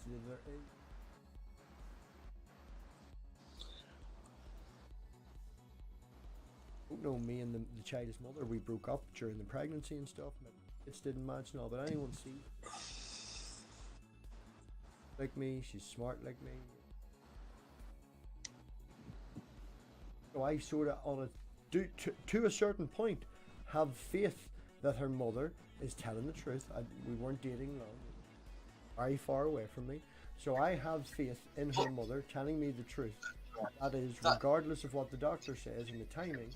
Daughter, and over the last 5 years, yes, and I haven't done a paternity test. I don't care right now because she's my daughter, but to being honest, yes, I have faith that her mother is telling me the truth. I have no physical evidence whatsoever. I am going off. But I'm talking about religious faith. No, yeah, that's the same. Do you have faith that something exists? You're specifically keeping the topic to God. Yeah. Faith is faith regardless of... You could have faith in your car as the fucking car, and all the atheists and the Christians make fun of. You faith in your car starting in the morning. You know, we could do that. That's not a religious thing. But no, I'm saying the belief that something exists. Do you have belief that something exists without other evidence that it exists? You mean like the Empire State Building? That's a religious faith. Okay, is my volume better now? Just checking, because I talk away from the mic. Hey, even if you got a paternity test, you'd have faith that they didn't BS you or lie to you. No, well, I would put faith. Good point. I would put, I would know, right? Jumping there, sorry, because of the conversation. I wouldn't have faith in the paternity test because of the way that it's done, and they do double checks to make sure there's no mistakes, and the one in a chance or whatever that it doesn't turn out. The way I have knowledge that science works, and I have knowledge that these processes work, and we know that the people that are doing that have no motive to tell lies, it would be very improbable that it would be wrong, and it would be even more improbable that there was intent behind it. But I'm going to take it as what it says as truth, because that is what they're supposed to do. But the relativeness to the topic before that, I am saying and being honest, I have faith in what her mother said, but I don't care. Don't you have faith in other drivers when you're going 60 and they're coming at you 60 and you're like 2 feet apart? Not as of 3 months ago, where the guy clearly didn't see me, with 6 other cars seen me. 6 other cars, witnesses, seen this other guy just drive right out in front of me across the middle of my car. That's the thing. You have faith, you get back on the road, even though that happened. That's the point. No, shit happens is the point. No, you get back on the road, though. That's your faith. I assume that other people on the road are competent. This guy that actually did do this, well, I'm not going to say the reason he isn't be aged, but this man is an old man. This man has not got the same senses and awareness that someone would at a younger age. So I have been a proponent, being in the car with my fucking granny, They should be retesting people at a certain age. My granny reversed up the fucking motorway because she missed a turn off one time. What the fuck are you doing, woman? Right? At certain ages, people need to be retested. But I have... They are in some states. Yeah. No, I'm in Northern Ireland, right? But I have confidence in the ability of other drivers on the road, and I give that service, give that responsibility. I give that responsibility of making other people competent on the road, and only allowed on the road if they are competent. I give that responsibility to the government and the driving agency and stuff. Well, if you break down the etymology of confidence, confide is faith, so there's that. It's the same with boys going to the club. They have confidence that everyone in the club is above 18 because the bouncer is doing his job. It's something similar. So if faith and confidence are synonyms, why not just get rid of the word faith and avoid confusion? If it's an expendable word, why not just use confidence? And it would clear everything up. That's a good point. Yeah. You mean for the purposes of the conversation? Or you mean you want to get a hold of Webster? Well, I talked to a career apologist once, Brady Blevins with the Watchtower organization, and he admitted on camera, yeah, the word faith is just too confusing. We should just there should be a new Bible written, a new translation, and take out the word faith and put in confidence. Fun fact: if you want to do that, I'd be cool with it. We have a German in the chat, and faith doesn't have a word in German, so the discussion that we are having could not happen in German. Well, what does their Bibles say then? Yeah, that's a good question. The concept is still there, right? Even without the word. Can I ask a different question? What do you gain from faith? We've asked the same people the same question like 3 days ago. What use is faith? Do you have any idea, Wildheart, by now? Say I have faith that the sun is going to come up tomorrow. If the sun doesn't come up tomorrow, what has that faith? Trust. I mean, trust. I tried to explain that you do have a degree of faith because you plan your life around it as though it's going to happen, and you can't know the future. Say I did, but does it affect anything? Yes. Does it change anything? Yes. I can give an answer using the exact same example I had before. If I worried about that and then worried so much that I didn't have trust in paternity tests and was never ever possibly being able to, because I have no faith in them things, right? Then I would spend the rest of my life worrying and not attached to my child the way that I am. We wouldn't have the experiences I am. Having faith in her mother being truthful with me gives me... I don't want to use the phrase peace of mind in case Jay jumps on me for a definition, but we all know what I mean by peace of mind. I don't have to worry about it anymore. It gives me the ability to just, she's my daughter, that's it, connection, we have our time. It gives me the ability to feel more comfortable. Yeah, I appreciate that answer. It is a good answer, but I apologize for this and I'm about to MathPig. Is that not gullibility? No, you're saying faith fills in the gap. I apologize. Whatever you're not sure. You don't have to apologize to me. You're showing a bad understanding by it by thinking that I would be offended by it. I just think that you have a lack of understanding due to your anti-theism running right up your spine going, I need to scream. So you've got a wee bit of a bias there. So I understand. You have a bias. You have no offense at me. I just see your bias. Hey, you guys. I think the problem that Wildheart does, and so other people do too, to some degree, is like, it's not like, because you just said, like Disc said, he's not sure of anything. So it's like, I would then say, then he has to have faith in every single thing he thinks, to some degree or another. But it is to a degree, right? But the question is, what is faith that like there's 100% sure, which nobody is of anything. Now on this, I feel like justified. I could say I'm 70% sure this test was accurate for my child, but to be 100% sure, I take the 70% and then faith fills in all the BS of no surety. It's like, that's not what it is. It's not filling in the gap so that you can operate necessarily in a certain way. You could say it that way, but I think it's more like, it's just trust. It's like your ability to trust in things, and you have reasons for that. But this is my argument. If you are 70% sure, why do you need to get to 100% to do anything?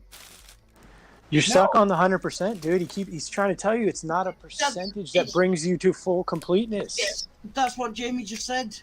No, I mean, there's a sense where you could say that, but I'm saying it's not It's an simply. analogy. The 70% to 100% is an analogy. It's more of a sense of comfortableness, feelingness, and knowing knowledge or whatever, how did you get there and stuff.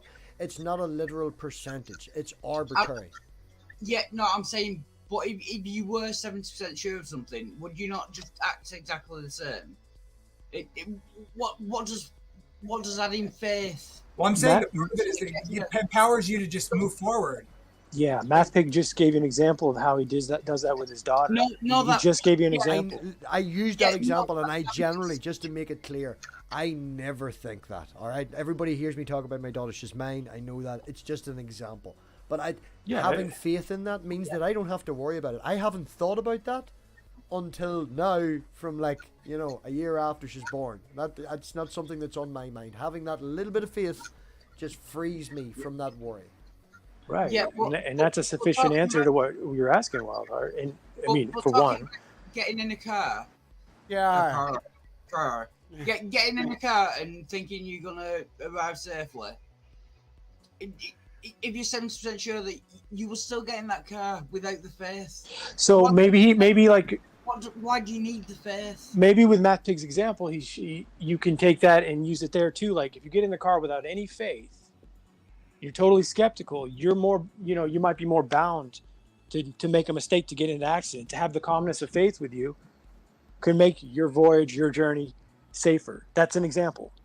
You don't have to fully believe that. I'm trying to give you an idea of how faith can make you calm. I don't believe it in a way that gives you a peace that can make your experience smoother. Right, so faith makes you feel better. I'm not saying that exclusively. I'm making an example of how you just asked how faith. Is there any practical use to faith? You need faith in your life to feel a lot better.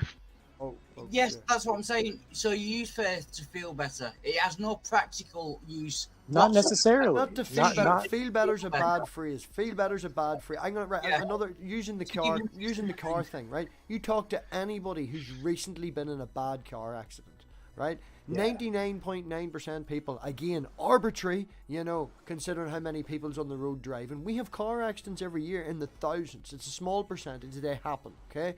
But it never happens to you until it happens. And you talk to someone who's recently been in a car accident. They've had faith, trust, confidence in them cars all their fucking lives. And one bad accident could take them 2 years to get back in the car. Yep. It's happened to me. I've gotten into an accident. I did not drive the same. I was cautious. I pulled over. It was crazy for a while.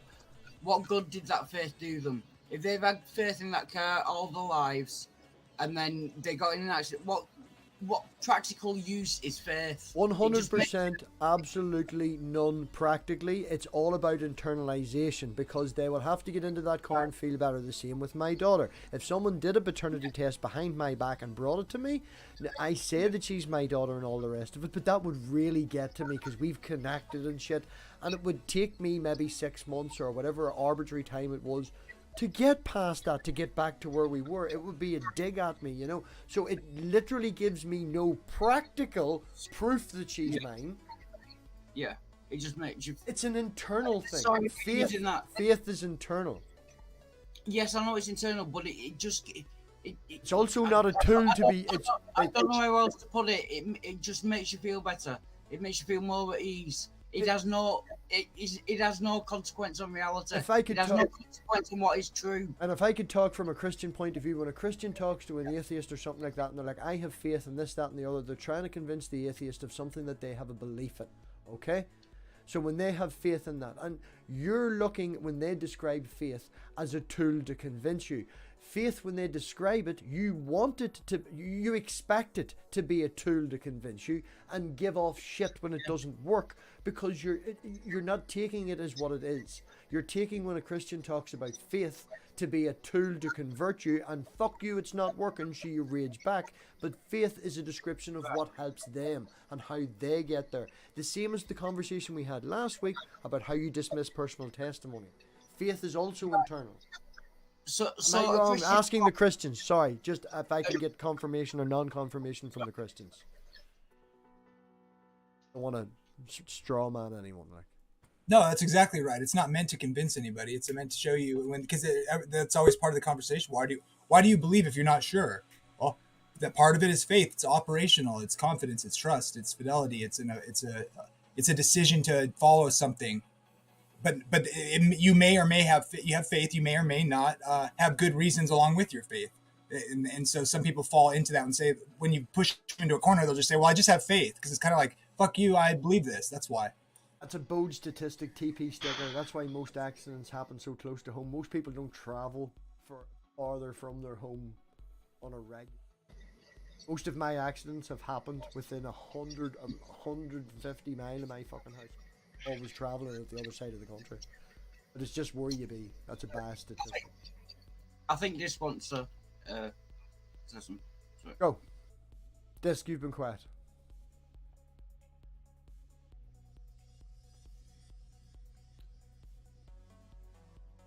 Jim. I've got to bounce.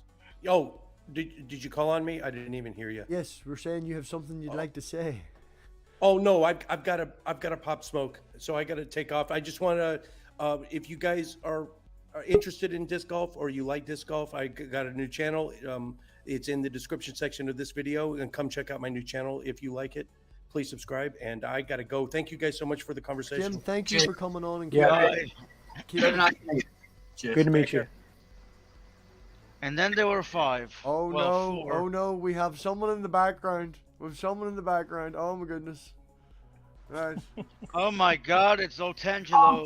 YOLO! Right. Okay, Potential, we're now. what are I you think doing we're now here? even, Stevens. We're half and half, right? So, Wild, would you like to ask anything to Jay? And then I'm going to give it over to Jamie, because Jamie's been quite quiet since he's been in. And you go, Jamie, is there anything? No, I'm fine. Carry on. Yeah, whoever wants to speak. I have nothing. Jamie, is there anything you would like to ask the atheists on the panel to get a conversation started? Or describe your faith. You're slightly a heretic, aren't you? What makes you a heretic? I think I think it's because I think you are supposed to obey God's law. Mainly, that's why. So, I'm not a traditional Baptist style. It's complicated, I guess. I think you're supposed to keep the Sabbath, for instance. So that would be a Saturday or Sunday. Right now, it's the Sabbath. Right now, Saturday. Right. So, well, that I've heard crazier beliefs from you in your own streams. Yeah, I have a. Yeah, it's. Well, have you anything that you would like to ask me or Wild to get a conversation going as the opposite? Sure. We have a slot open if anyone wants to jump in. I don't know what happened midnight. I think you scared him off on Tangelo. You know what midnight's like. He just comes and goes like. Oh, I can do a thought experiment that's related to dualism or whatever if you want. I think somebody's heard it before. I think maybe none of you guys have heard this idea. So I'll try to be really quick, but here's the thought experiment. Because I'm a monist. That is, I think when humans die, they don't exist as being a living creature anymore. Because I'm a Christian physicalist, I guess you could say. So here's the thought experiment. If you took 2 exact embryos, like with the exact same genetic code, okay, and you made basically like Siamese twins out of them, perfectly exact copies.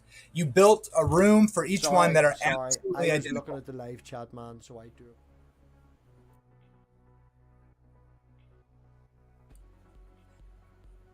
Just start again. Apologies. Okay. Yeah, so here's the thought experiment. You take 2 exact like Siamese twins, the genetic, like an egg, a fertilized egg, split it into 2, so they're identical in every sense, genetically. And then you build 2 exact rooms and environments for both that are identical. And I mean, like, maybe not, just go with me with it being, logically possible that you can make them identical. And I mean, like, every color, every atom. Okay, we're taking it to the extreme and a philosophical sort of absolutely identical pressures, including room pressure, gravitational pull, all that, cosmic rays, anything, everything. Okay, we get the point. Yeah. Okay. Yeah. So that's logically just identical, and then they grow, you grow them identically, and then when they start to talk, you every moment is exactly the same for each one of them. Are they going to say the same things? Are they going to be basically identical people if all pressures are identical along with what you're asking for is, with a genetic base, does environmental issues outcome? If the same environmental pressures were applied twice, would it give you the same thought lines, the same thought processes in your brain? Yeah, the only thing different is that they happen to exist in two places at the same time, but They identical don't exist pressure. in two places at the same time. They're two different people. No, well, I mean, yeah, the two scenarios set up that are identical are in two different places, obviously at the same time. Well, I would say to a certain point, environmental does, right? To make a game, I find personal analogies and personal experience and personal testimonies do give a chance to share an experience and where I'm coming from. I grew up less than 3/4 of a mile from two identical twins that whenever we went from primary school into high school, I could see the difference between Sarah and Emma because I came from the same primary school with them and I'd grown up with them. But most people in our year couldn't tell the difference between them. And there was little tiny differences. Now, it's 20, 30 years later, and you look at pictures on Facebook, they look completely different because that's a long period of time, obviously, But at the ages of about 11 and 12, still living at homes, eating the same dinner, sharing a bedroom, walking to school in the morning, talking to each other and all that there, I could see the differences between them, even though they were genetically the same. So I would say, yes, I would be a proponent that environmental does impact. So if you provide the exact same, in this philosophical now, we're talking exactly the same, right? So if I would be a proponent that if you do produce the exact same environmental pressures over a period of time to the exact same genetic base with everything the same, you're going to get the same result. I agree. Yeah, I would agree. The only difference would be like the position. Like if they're watching someone talk and one of them is on the left and one of them is on the right, they're going to get different perspectives. That's the difference. But I'm a physicalist and a monist, but I still believe in God and angels, and I believe that we are a soul and we're more than merely our bodies in a certain sense, right? And I also believe that we have free will.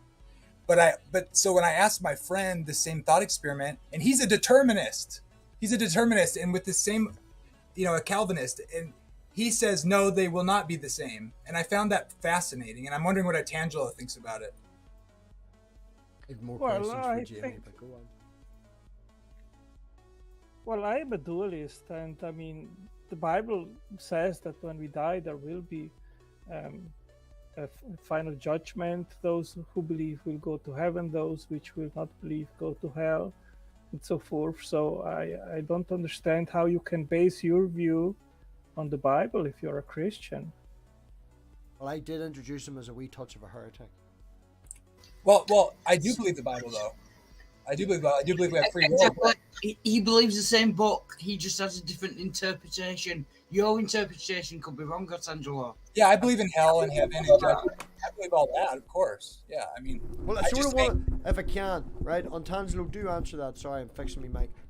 I do want to bounce between Christian and atheist on topic.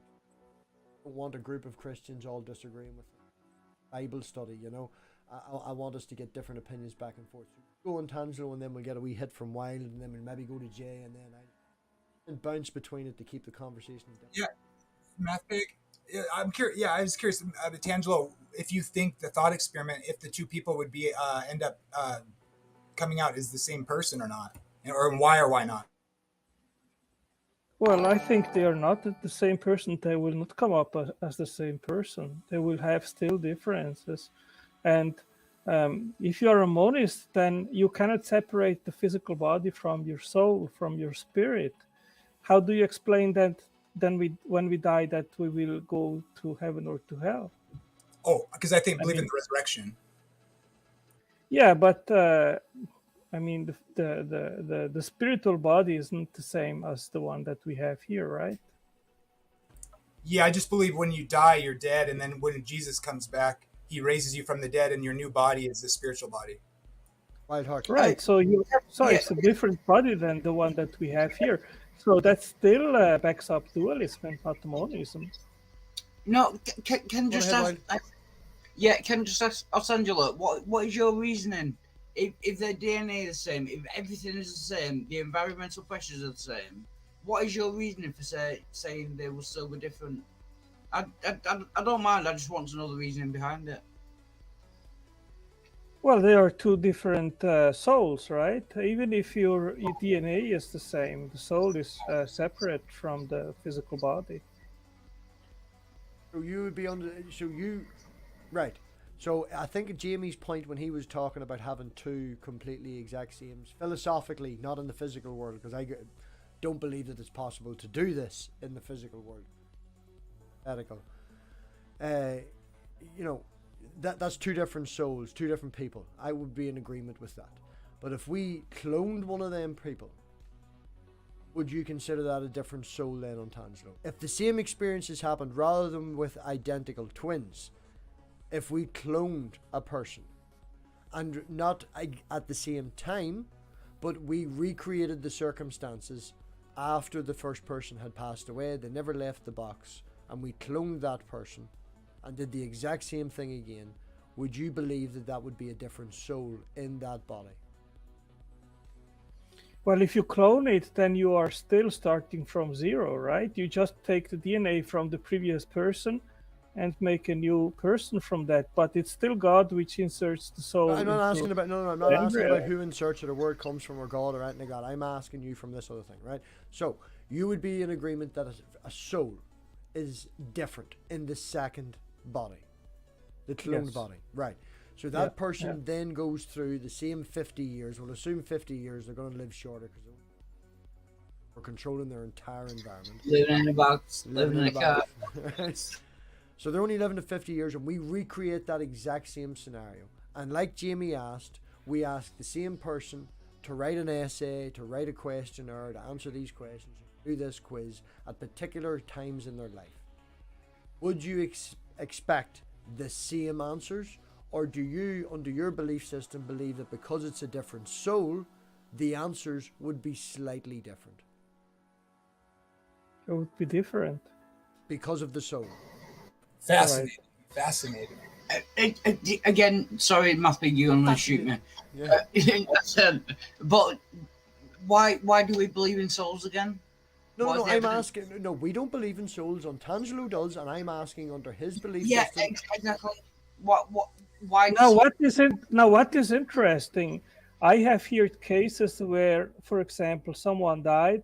We're not talking about out-of-body experiences. We're not going to go down that route. We're not going to go down the route of out-of-body experiences. I've got a line of questions. No, I'm not talking about out-of-body experiences. What I'm saying is that I've heard that some people have died, and they did an organ transplant. That they took, for example, a heart of that body and transplanted it in another body of someone which had required the heart. And that person which received that heart inherited some traits of the personality of that person which had the heart before. You've been reading too much Michael Crichton or Michael Crichton. No, that's true. He's right. He's right, though. I've heard this, too. And it goes to show you how much. Show me a study where people have recreated that or checked that out. I would be fine and willing to watch it. It would be hard to prove. I believe you've heard that. I don't believe it's true. Yeah, there's a difference. Well, you should accept that because you don't believe in a soul. Why wouldn't you think that you wouldn't be affected by new body parts? I don't think. So the soul, part of the soul, if it was a heart transplant, part of the soul therefore lives in the heart.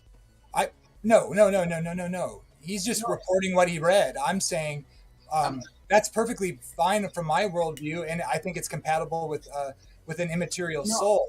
No, if he had a heart transplant, so part of the soul must be in the heart. It must be physically in the heart. From what worldview? Mine or his? It doesn't matter. Right, I'm going to ask you a question then, Wildheart, right? I'm going to ask you a question, right? And I'm not trying to be a Christian here. I'm trying to just look at this sort of approach of conversation. I've been seeing everybody arguing and no conversation's going anywhere. I'm going to ask you a question, Wildheart, right? If you took a cushion off your sofa and Yeah. soaked it in a fish tank, right? And then took it out and dried it. Yeah. And then moved it away and then put it in a different part of your room. Okay? Yeah. Now, obviously there's a physical component, but would you be open to the idea of the entire body being permeated with the effect of a soul? And even though the soul is not there, that particular body part could have been saturated in soul for so long that it's not that there's a part of the soul there, there's a Yeah. that I can't describe, you know. Yeah. Again, it will need further clarification on what a soul is. I don't know what a soul is.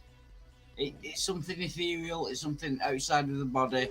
It's our personality.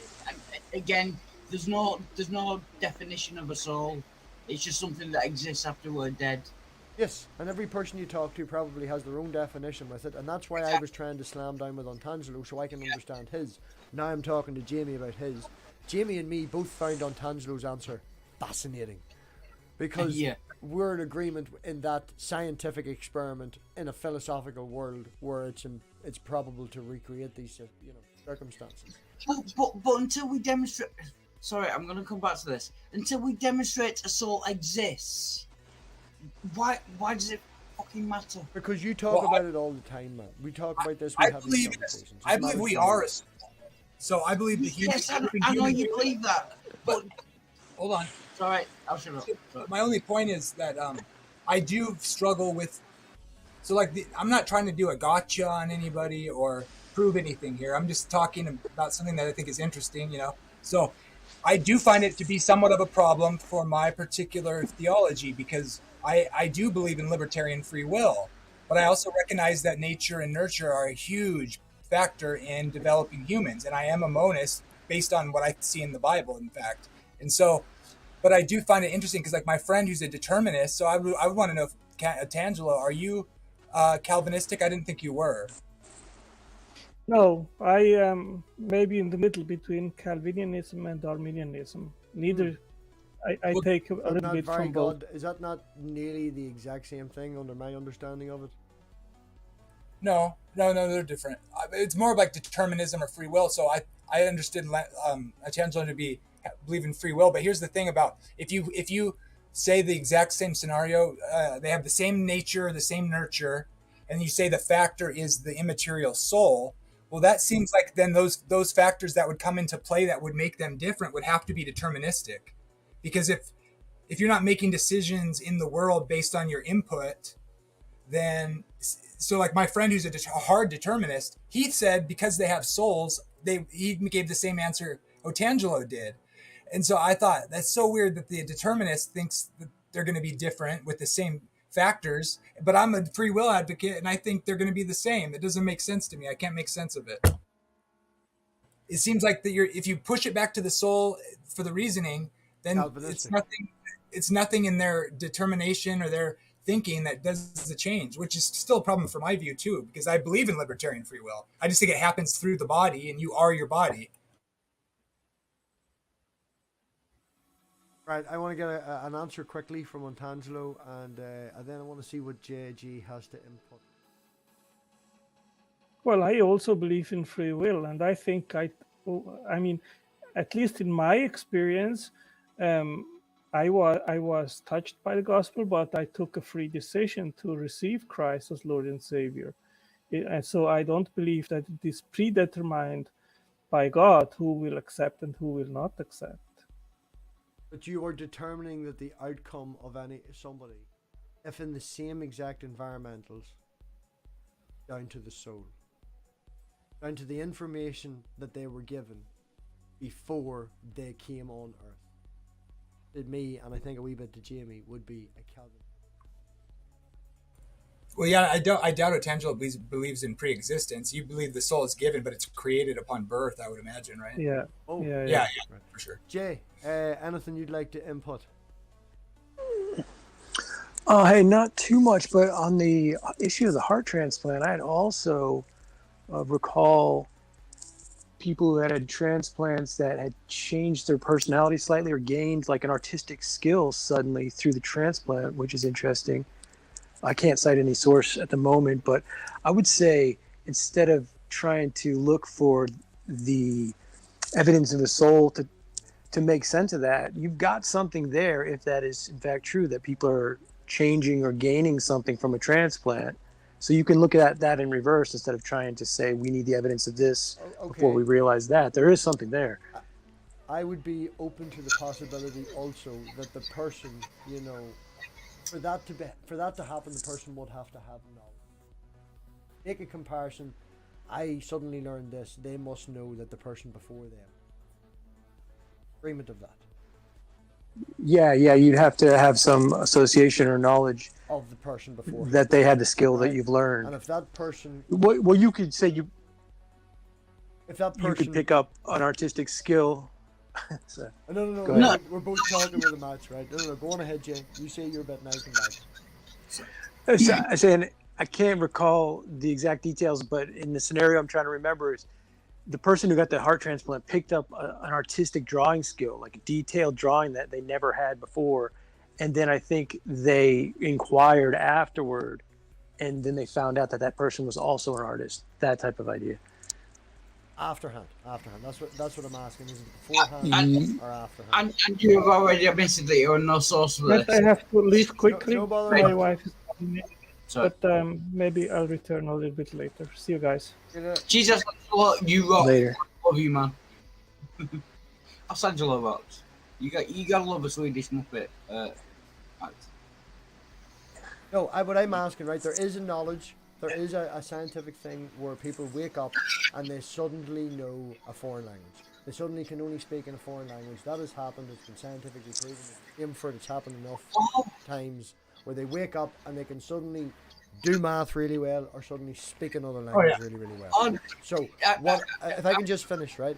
On the amount of transplants, which isn't enough because people are automatically not a fucking donor, but the amount of transplants that do happen, I can definitely see that being able to pick up a skill due to a surgery or something like that on the incidences could have a coincidence of aligning with someone in the past. Would you agree that that's also a possibility? Remembering that I did shout for a heart soaked in a soul. Can you just have Let him answer. Let him answer. Oh, sorry. I thought. Yeah. Question. Yeah, I see that as a possibility. Yeah. Perfect. Wild heart. Now you can have the floor. Can you have a source for people who have a transplant and then can speak different languages? That seems like complete bullshit to me. Complete bollocks, mate. Bollocks, yeah. I'm sorry. Hell, throw that in the bin. I could be wrong, but that seems like complete mental health shit. So what happens when you find out something like that, Wildheart? What do you do with it? Like when you find that to be real, you say no? No. As soon as I find out that it is a reliable source, yeah, I changed my mind. I showed you a video. We watched it together. A video of how the heart had brain cells in it, and you sort of had a strange response to that. Like you wanted to get rid of it. You started arguing about it. And Was like, it brain you had never cells? even thought of that. Was it brain cells or was it grown from stem cells? It was like, how did it have? No, it was cells? How did a heart? Identical cells. Yeah, we'll send you the video. It's the Heart Math Institute, so you might like that. Were they growing and, a heart, or was it a heart somebody's chest, out of somebody's chest? They discovered that within the human heart, there's cells that are identical to brain cells that act as a brain within the heart, and of course are directly correlated with the brain, and there's a coherence. Right. Well, there's word play that can be happening there, right? There could be neurons and stuff in the heart that I wouldn't say act as a brain, but help regulate. Because if you think about it, the heart is one big giant pump, and it goes for hopefully 100 years without ever feeling once, never, all going well. So there would be some sort of regulation needed. It's the most important thing in your body. These two things, Yeah. So it would make sense to me. Well, yeah, and it would make sense to me that there is video's some going sort of neuron firing that would help regulate. But I wouldn't go so far as saying that your heart has a brain. I would say that that's Well, that's why. There were similarities. Well, that's why you could watch the video and give. Sorry. That's why you could watch the video and get some more details for yourself, because it might enlighten you on the subject some more than I can. But also, the electromagnetic spectrum of the heart is the greatest field in the human body. It extends far out, like 6 feet from the human body. The mind has its own field too, but it's much smaller. So there is some heart science out there that's not very well known. But what said that was true? I'll grant you that's true. What does that mean? Is that, yeah, I think it, Which part? Going on to the, does it prove a soul is what Wild Hearts are. No. Just the soul. Well, what is the consequences? Well, the point is that there's things about organs that you may not know. That's a genetic the transplant, thing. The heart transplant. We don't need God for that. We don't need God for a heart to find out new knowledge about genetics and new knowledge about body. We don't need God for that. Well, that's not necessarily the implication, but I don't know. Sorry. The implication is that our body is better than we thought it was originally. You know, more shit going on than we thought originally. No real implication except that we didn't know it beforehand, and we've now went, oh, that's cool, because we now found it out. That's the only implication. Right. So what? Well, if you want to limit it to that, you can do that. But there's also it can also help just with there's also the medical understanding, science. No, there's also in most of the traditional and ancient religions, they always talk about the heart and the intelligence of the heart and something being written on the heart, is which Wild Heart pointed out and didn't like. Yeah, well, the heart. He pointed that out. I didn't point it out. It pumps your blood, and the blood is always important to everyone because blood is blood and all the rest of it. For all the new people who didn't come in at the start, look behind me. Check out my cool new fucking laser printed fucking MathPig signs I made. 6mm steel, they're class, look. That's cool as fuck. JG, can I ask you a question? Can I ask you a question? Just asking the. I don't know, question. Wild Heart. No karaoke. I tell you, stop slipping it in. Right. What? Yeah, that's what she said. You call yourself a skeptic, JG. What is your justification believing that a soul exists? The soul, I think it's the I that people refer to and never define. It's the id, the I, the person. I wanted to do a stream on that and get Christopher Mowdy and all in it, the psychologist, and it was hard to time together, but that is an entire stream on its own to talk about the id. It leans into what Jamie's talking about in environmental. It leans a wee touch into, I wouldn't say soul, but the fact that there may be differences. You know, there's a whole conversation in itself to be had about the id. It is a big topic. It's Randolph. But JG, but JG, you say you believe in a soul, and you also say you are a skeptic. Is it demonstrated that a soul exists? Because I'm not aware of that. I'm saying it's the I. It's the I. So the demonstration I know what you're saying. is going to be in the theory. I'm saying, can you demonstrate that? Not that you accept. Demonstrate it. Believe it. I'm asking the reasons why you believe it. What? Right, can I before that the I is the soul? I know that's what you believe. What are the reasons why you believe that? That's a better question. True. That is my understanding. As far as I've gotten, that the I has been undefined and it's commonly talked about and referred to, and I'm making the connection that the I is the soul. That's something I'm working on. I know that's I am skeptical of the idea. I know that's what you believe. I'm asking why. What are the reasons that you? I'll give you one. I'll give you an answer for dualism that someone might give. You could say, I can imagine that I could wake up tomorrow in the body of a beetle and still be myself. And look in the mirror and say, oh, wow, I have a body of a beetle. Therefore, I am not my body. I am something immaterial that makes me who I am. My mind, my thoughts, my quality. No, is that possible? Could you actually wake up in the body of a beetle, given that you would have... Seems logically possible. No, so therefore it seems reasonable. Given that you I'm not a dualist. I'm just giving a dualist argument. Would you agree that I disagree that it's logically possible because the brain capacity and standards of a beetle would not be possible. For that to happen, it would have to be a supernatural event, and that would have that would prove a soul. All right, if you could jump into a beetle and still be a beetle, even without the physical ability to think like a human and still have the consciousness of a human, there would have to be a supernatural reason that I would describe as a soul. So if you in the morning can ring me on a video call as a beetle, that would be cool, and I would agree that a soul But the exists. difference is logically possible compared to physically possible or scientifically possible. No, logically, well, are you defining logic to include supernatural things? Because then we could. No, not necessarily. Well, I You would could say right. condense brain in a beetle. It's in a beetle potentially. I don't know. I'm just saying. It's not even logically possible. The brain capacity. Do tell.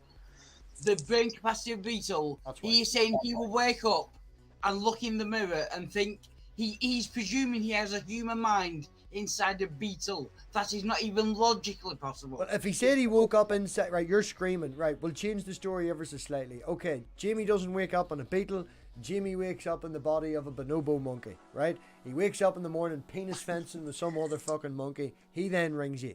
That body has the mental capacity, I would say, to a point to contain a human consciousness. Would you agree with that?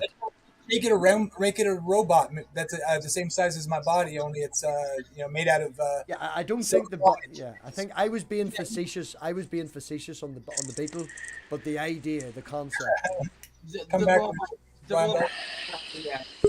robot works better because it could have any brain capacity. Yeah. Now here we go.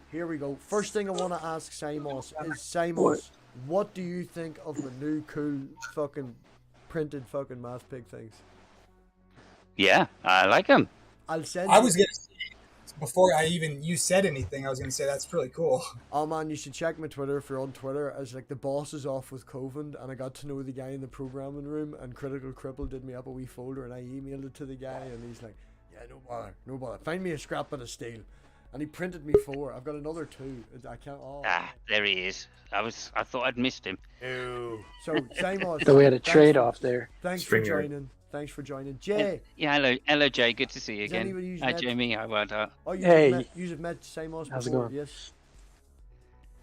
Briefly, yeah. Good. And can I just ask another quick question? Randolph, are you in your new extension, your studio extension? If I'm not correct. Yeah, as you can see, it's not finished. Is that the one that you were doing OnlyFans on and wiggling your ass in front of the camera while you were building it? It is. Yeah. It is the one. It is the one. That's the one we all saw being built. I want to link to that. Randolph Richardson wiggling his ass. I want to link to that. Randolph Richardson set the camera down and was building while being in a stream and didn't realize he'd knocked the phone, and all you could see was Randolph's ass wiggling left and right in front of the camera as he was hammering shit and working on stuff, and he hadn't the headphones in or nothing. It's like, yeah, we've just got Randolph doing a wee porno here while we all chat.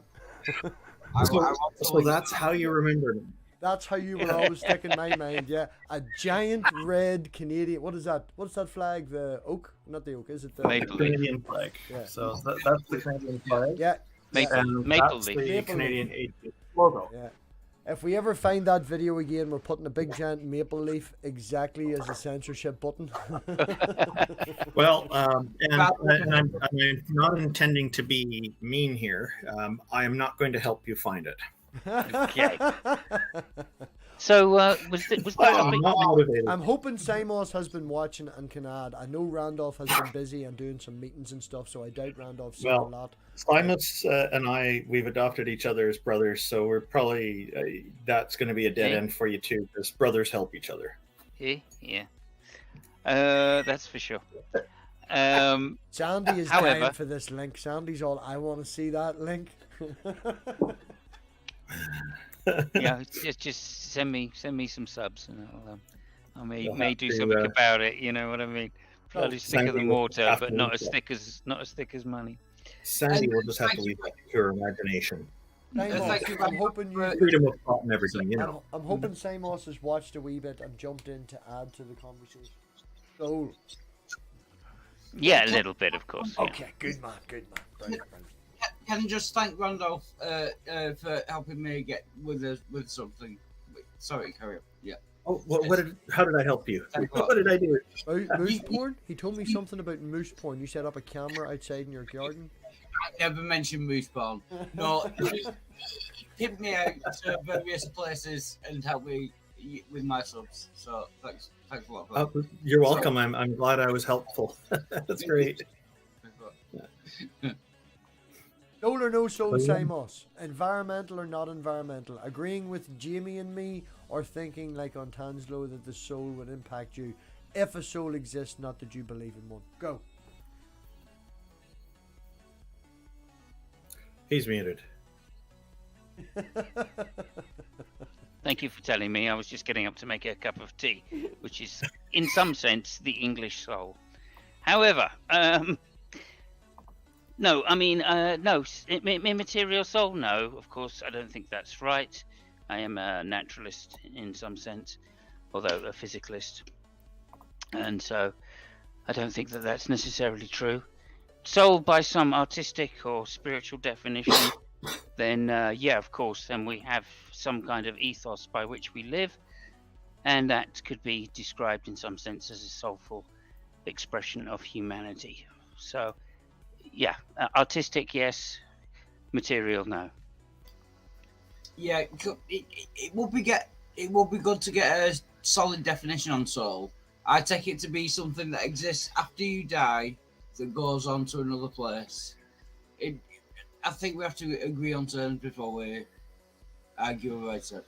Okay, we will ask JD to answer that first, and then I'll ask Jamie. Well, I can give you an answer too, but you're I think not you've a also Christian. You're not a Christian. You don't believe in a soul. So I want to get someone who. Oh, I believe in soul, but not the type of soul you think. The black soul music, you know. JG, you got it. James Brown. Yeah. You nailed it. Yep. Side story. Tried to teach my wee girl funk and put on Funkadelic down with the funk and all the rest of it, and she turned it off. She turned it off and put on "Beautiful People" by Marilyn Manson. Right.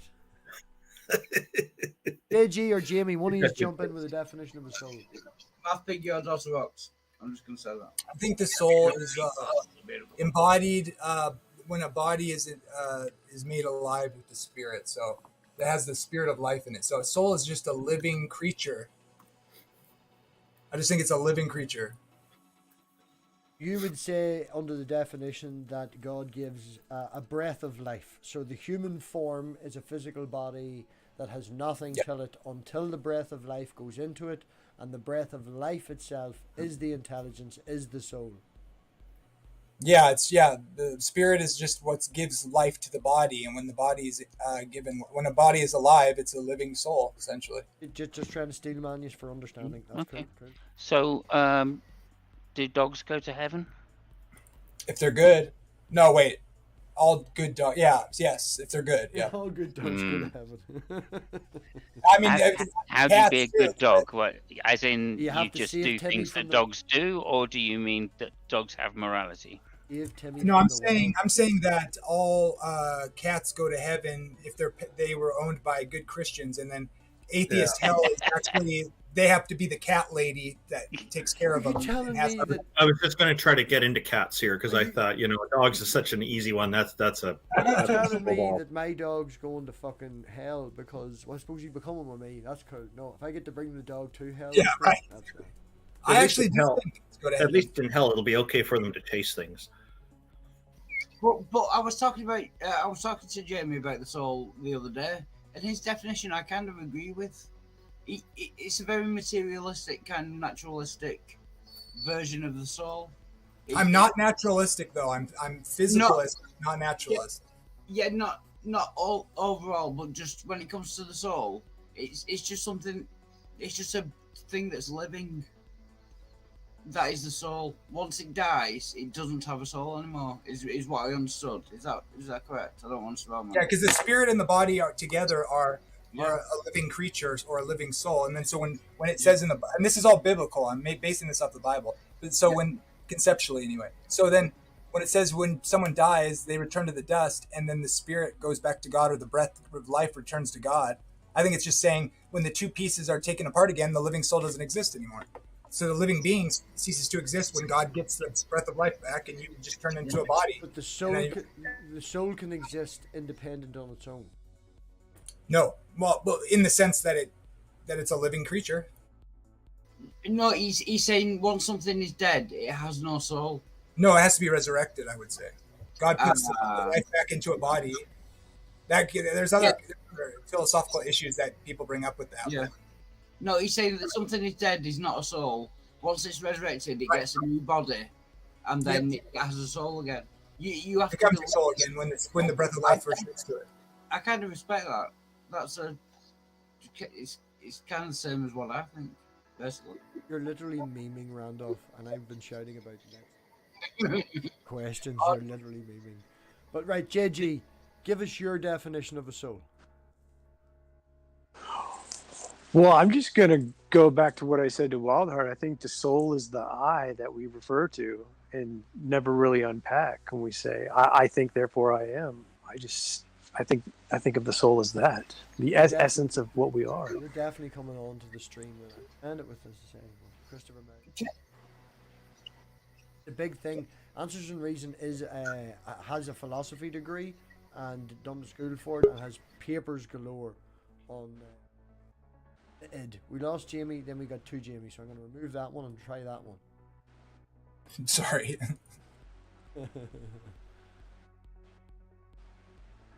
Nice.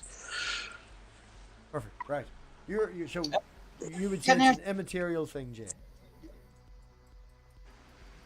Yes, immaterial. Right. So when you're dead, does your soul exist?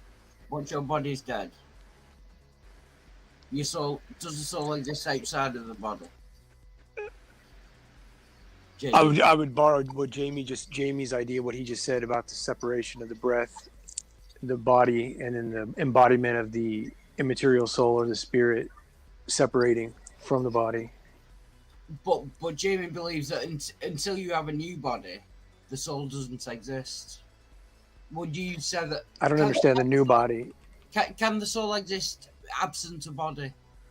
Do you need both? Not to my knowledge. Right, that's interesting. Cheers. No, that's good. Yeah, most Christians think when you die, your immaterial soul or spirit. Different people will tell you different wording for it because the Bible doesn't actually give that kind of idea.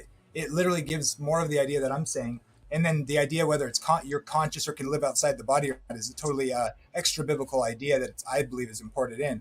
But they'll say someone might say your spirit lives on because angels are spirits and they seem to be alive, or they'll say your soul leaves the body. But really the way nefesh is used right from Genesis is that it's describing animals which are breathing, humans that are breathing, and then it goes on to describe humans particularly as having the image of God, but that's not necessarily directly related to anything to do with the soul. It's just they're nefesh, living creatures. That's interesting. But well, is it a Catholic? Sorry, Sarah. Yeah. Well, no, I was just going to say that's very much an Egyptian idea, of course. We know that because the Christians used to use the Ankh symbol, for which was the Egyptian symbol of the breath of life. Yeah, and there's plenty of Egyptian writing from around the times the Hebrew scriptures were written that said things like, when you die, your soul flies off like a bird. And the Hebrews didn't write anything like that. They seem to describe death as being not being able to do anything in death, although that morphs and changes through other influences, and so it's complicated. But I'd agree, Jamie. Yeah. See, it might be a Catholic thing. I've always thought of the soul. When you die, your soul exits your body, goes to heaven. Is that just me being wrong? That's just what I've always thought. That is a traditional view for Christians. It is traditional. Yeah. At least I am rolling to go get a lighter or a tank of gas, whichever I can. As I understand the Christian theology, it's that the soul gets held before the what do they call it? After or before the second? Yeah, before the second coming. I don't know. Yeah, that is. And then everybody gets a new body after the second coming, and their soul gets a new body, effectively. Yeah, I have some videos on this because I've been doing a study on the early church fathers, and it's very interesting to find out that almost all of them were insisting that even after the resurrection of Christ in the church age, or whatever you want to call it, that they were in the earliest ante-Nicene fathers before the Council of Nicaea. So some of them were even taught by the apostles that wrote the New Testament. or the people that are. Yeah, But yeah, they I'd agree. seem to all say you do not go to heaven right when you die. And if any, even like Justin Martyr said, if you find a man that doesn't believe in the resurrection or tells you that you go straight to heaven when you die, don't consider that man a Christian. And he was from 50 AD. Yeah, this is slightly off topic, but when you say the apostles that wrote the New Testament, Yeah, the early church, the ones something mentioned, like this, John, Paul. Yeah, so you believe that the gospel? George and Ringo. Yeah, yeah. All the monkeys were there. Hey, we're the Beatles. Right, it's up to you. It's up to you. I want to ask about that, but I won't if it's off topic. You can ask what you want, man. It's free reign. Right.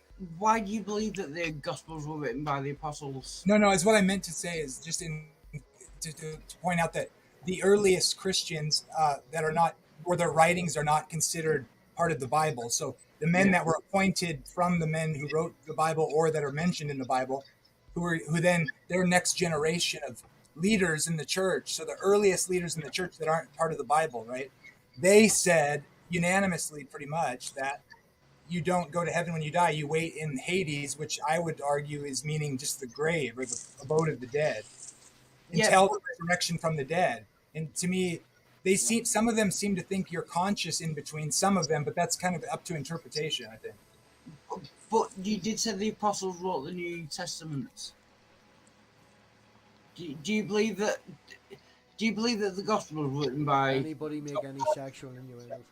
No, not necessarily. The only point was to make it to suggest to you, anybody listening, that it's the earliest people that were taught from that era, just to differentiate them from like later church leaders who often people don't care what they said whatsoever. But these are more important early leaders. That's all. That's all I meant to say. Right, that's fair enough. Yeah, it's just it triggered me slightly that you said the apostles wrote the New Testament, and we don't. Do you agree that we don't know who wrote the Gospels? Yeah, I don't care really. I know I feel there's a reason to think they're early, but I don't think necessarily. I think John mentioned in the story is the John that wrote John in Revelation. So I have a conservative perspective, but it doesn't matter that much to me if Matthew is really who wrote Matthew or not. I don't care. The words that matters, not the author. Yeah, that's fair enough. Yeah. Sorry, go on. Randolph will be back. He says he has to pop out for a wee while. Anyone wants to jump in for a wee while and is more entertaining than Randolph, we'll leave him backstage. But we're, if anyone wants. And MathPig, if you want to do an after show, I can get 10 people online. So. Oh yeah. No, you give me mod status on yours. We need to do that again under this account. We'll sort that, and then I can do this. But yeah, I appreciate the offer, Wildheart. Thank you very much. But I like the 6. 10 can get out of control. I like the 6. Simos, bouncing over to you. I'm going to put you in the spot. Have you any questions that you would specifically maybe like to ask Jay, because he's been quiet for a wee while? Well, I mean, I wanted to stick on topic. I think, I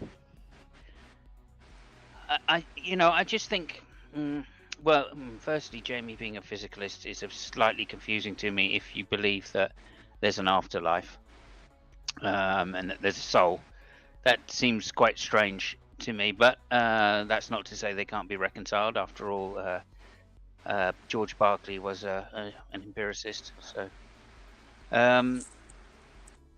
Yeah, so there's that question. And then to Jay, I would just say, you seem to be saying that the soul is some kind of idea of the conscious identity, in which case, what kind of argument would you give to support that it's more than, or that it's at least dependent upon the brain? And do you think it's dependent upon the brain and the material brain? And if so, how do they separate? And what's the connection? I don't know if I could fully explain the soul. I wouldn't say it's dependent on the brain. I'd say it interacts with the brain and body. Right. So when we damage the brain, the personality changes. So you're not referring to the soul as being somebody's personality, presumably. The I of identity in I think, therefore I am. Well, that's a good question. When you posit brain damage, if the soul is interacting with the brain, that's going to create damage to the complete interaction. So, yeah, it's a good question. I'd think about that further. Something similar to what you mentioned earlier, though, Jay. If heart transplant happens,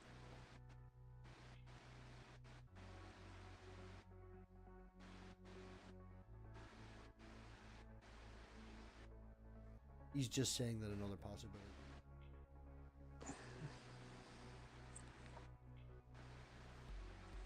By physical, you transplant a heart, which is a physical operation, but then with brain damage. What in reference to Samos, he specifically said brain damage. So that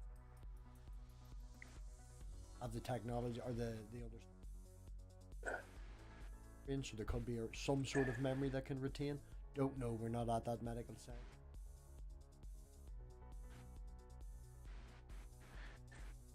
Yeah. So you got brain damage, which is physical, but then the brain and the mind being an immaterial concept, which isn't fully understood. So that makes it difficult to distinguish what's actually happening, how all the interactions are interplaying with one another. Agreed. Although it's something to think about. When you posited that you thought the soul was the I that thinks, that's what I was kind of questioning. Well, that the I, relationship, yeah. Because what we do it's know kind of is a broad. Yeah, but what we do know is that the brain damage directly affects the I that thinks in negative ways only. So there seems a strong correlation between brain damage and the personality of somebody. The thinking I, in other words, when I say personality, that's what I mean. Yeah, and the I is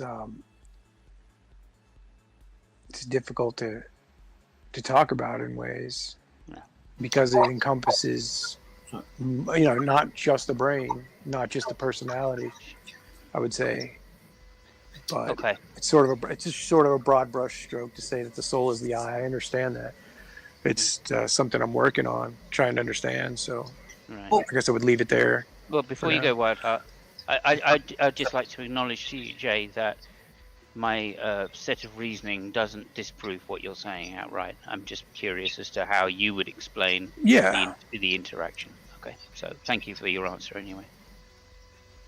Yeah. And I was just going to say, sorry to mention,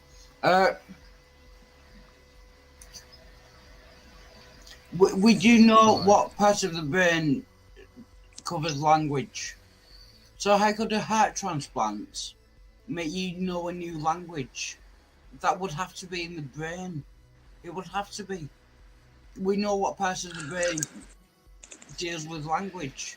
Unless you have a brain... Well, if that has happened, then that might correlate with the heart-brain theory, in fact. Or the heart-brain science. Yeah, that's what I'm saying. We just don't know enough about that already. MathPig, you muted. MathPig. You're just outright rejecting that possibility? I was saying it's just we don't understand it enough at the moment to give it credit. But logical possibility. I was talking Wildheart. I didn't. No, I'm saying we know. I'm presuming that we know what part of the brain deals with language. So if language is dealt with by a part of the brain, if you have a heart transplant, how can you learn a new language from it? That's what I'm saying. There's that connectivity with the heart brain and the Heart Math Institute that's making the association with the brain having. Yeah. Well, I mean, the heart having actual brain cells in it or its own brain, so that would correlate to why that's possible if you did a heart transplant. Why are you saying no? It doesn't, because we know what part of the brain in the head. We know which part of it deals with language. Yeah, but your nervous system affects your mood even. Like you could eat a certain food and it can change your mood.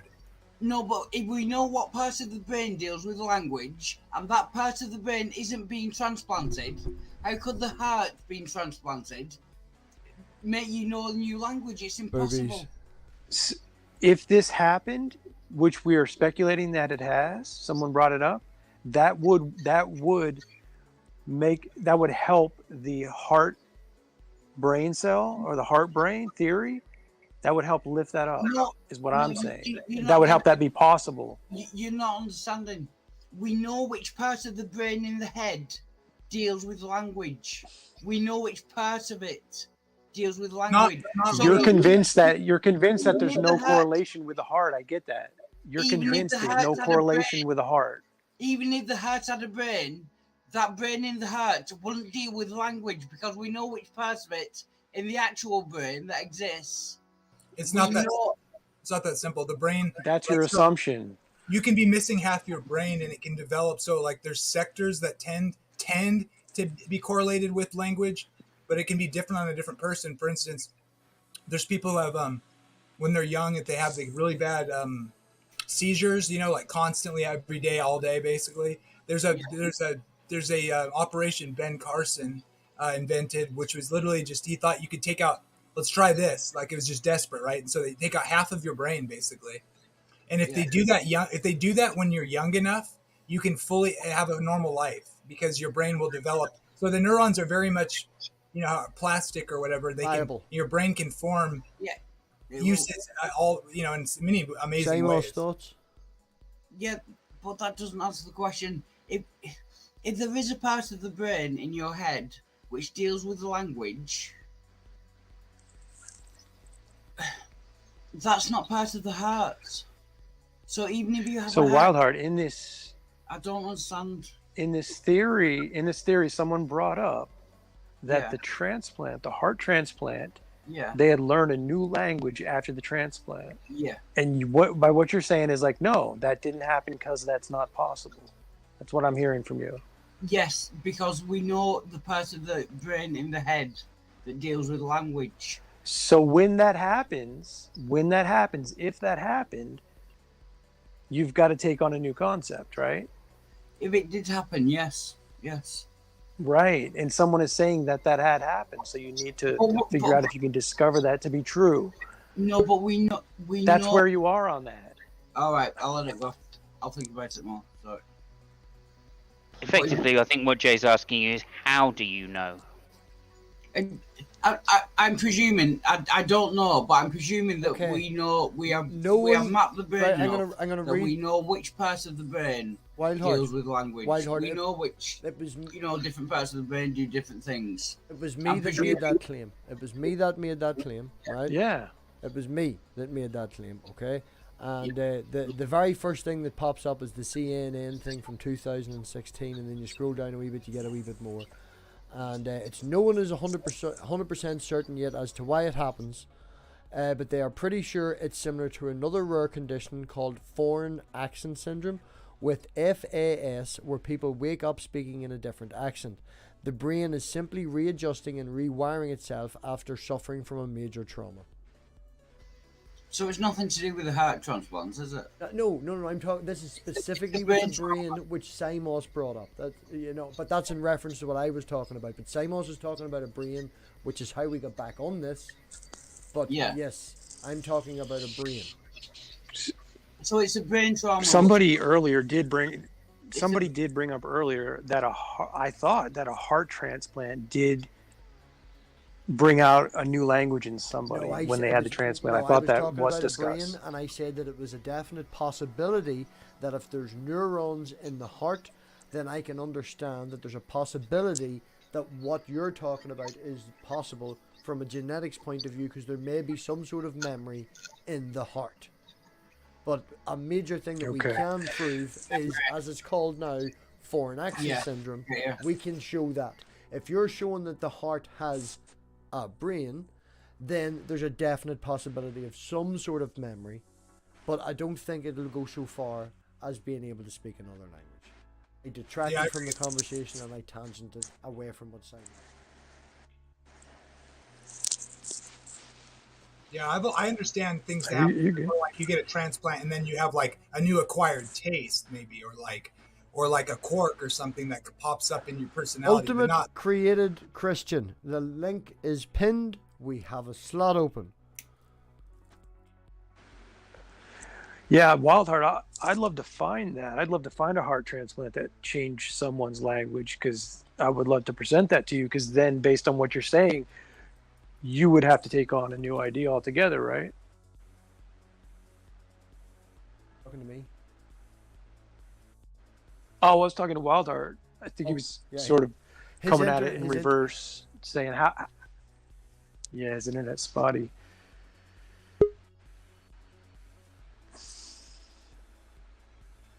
I'm going to look for something like that, Wild Heart. I'm going to see if I can find something on that. Sorry, that was my internet. The huge issue here, even if you were to find something, is it's likely to be an anecdote, and therefore, you know, obviously as skeptics, we would find it very difficult to give any serious credence to it, other than somebody felt that they had this ability, you know. But then people hang on, hold up, please. People think that they also have this ability to speak in unknown languages, right? So I couldn't really give a lot of credence to somebody who says I can speak another language and then not really define or have it tested that they couldn't speak that before or had never learnt it in the past, etc., etc. That's where I was going with. There is that. Yeah, that's the way. Someone can wake up speaking French and they spent 6 years in high school learning French and all that. The information is there, so to speak, and then they have a massive brain trauma and they wake up speaking French and they had discounted all that knowledge. You know, there's a possibility there. But waking up speaking Latin or some dead language that you've never spoke before and never studied. Well, there are cases I know for sure. I've seen, at least assuming it was on a television show or whatever. It was documented, rather, you know, in a professional way. But they were talking about, and they had, you know, clinical, what do you call it, neuro people or whatever, neurosurgeons, whatever, people that study that, like write papers on it and whatnot. Forget what you call it, but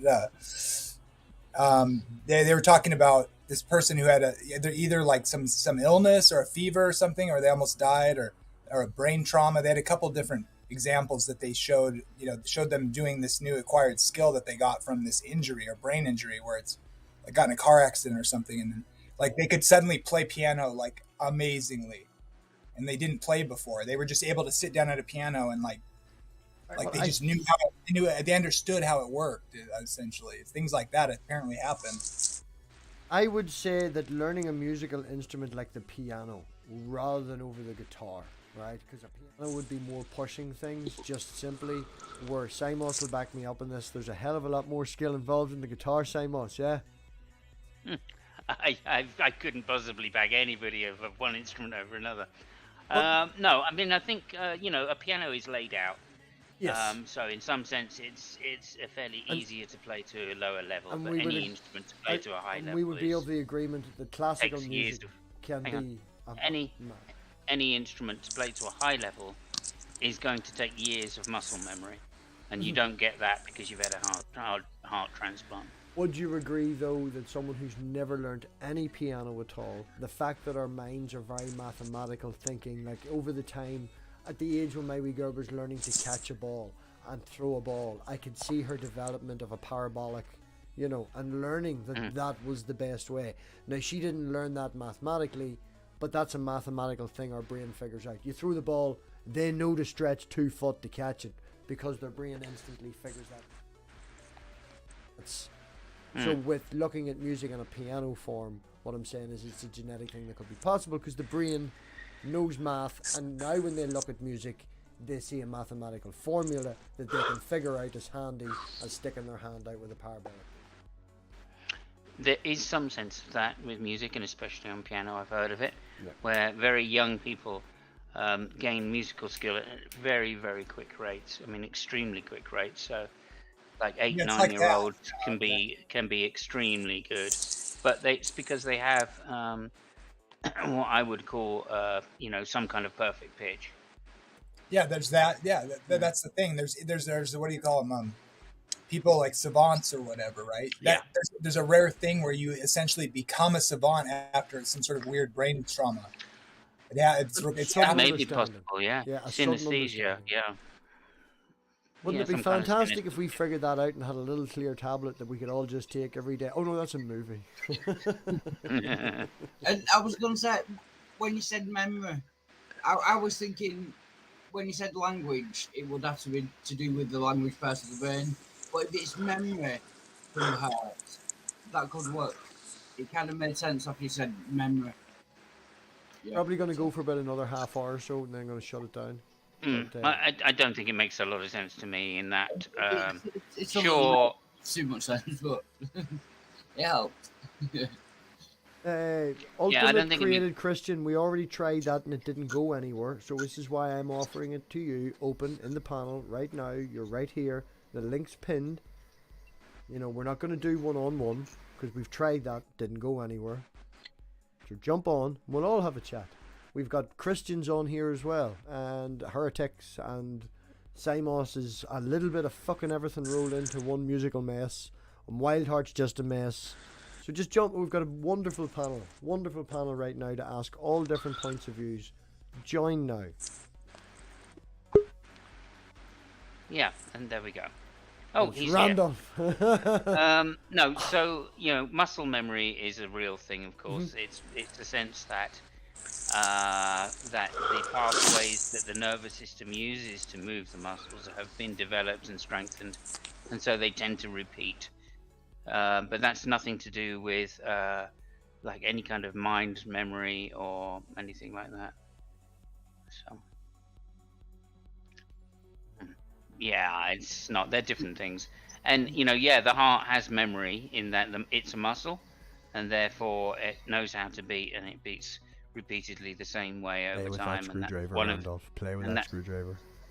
Yeah, I'm back to square one then, because that kind of memory isn't what I was thinking. I was thinking of if someone learned a language, they knew a language, then they died. Then if the heart had a memory, I was thinking of the wrong kind of memory, so I'm back to square one.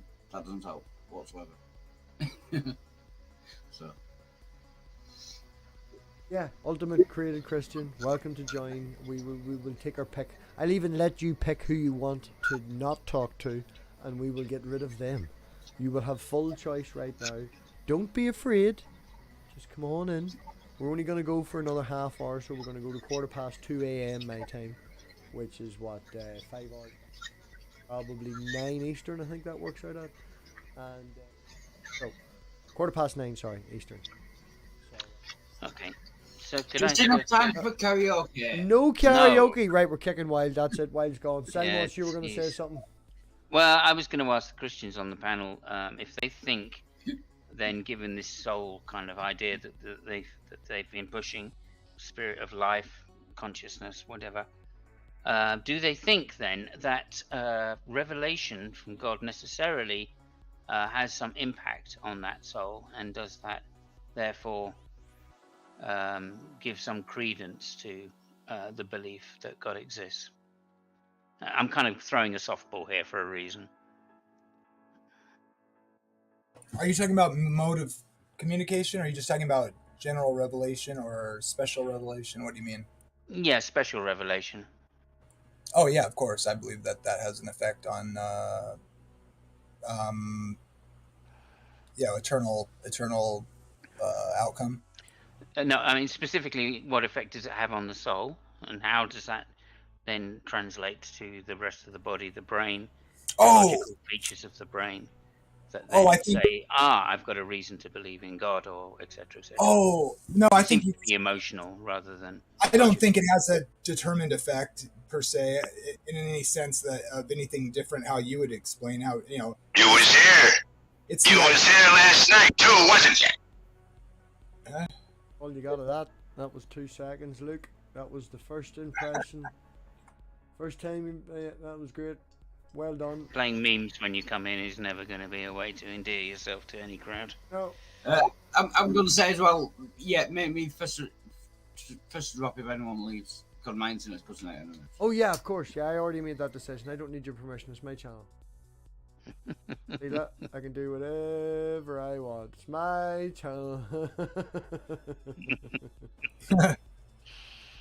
Right. I mean, as for your particular viewpoint, you think the breath of life. So how does there seems to be a conflict there then between. You mean like how divine revelation comes to the person, Well, it's not necessarily how it comes to the person, because I can see that if there's an antenna beaming out information on a frequency, right, and but I can't if your idea of the breath of life is correct. Oh, okay. And we all have that. That's just the image of God. That isn't some antenna which can pick up. I see. So how they receive the revelation. So I'm not I don't.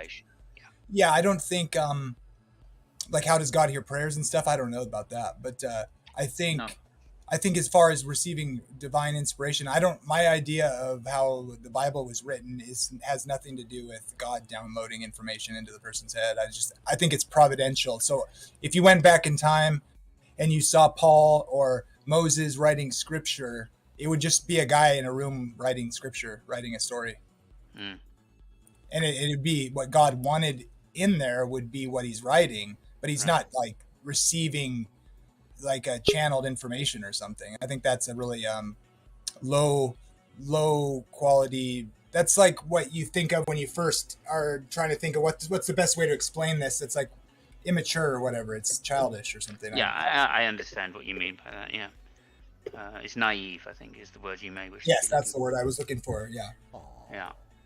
We see too many.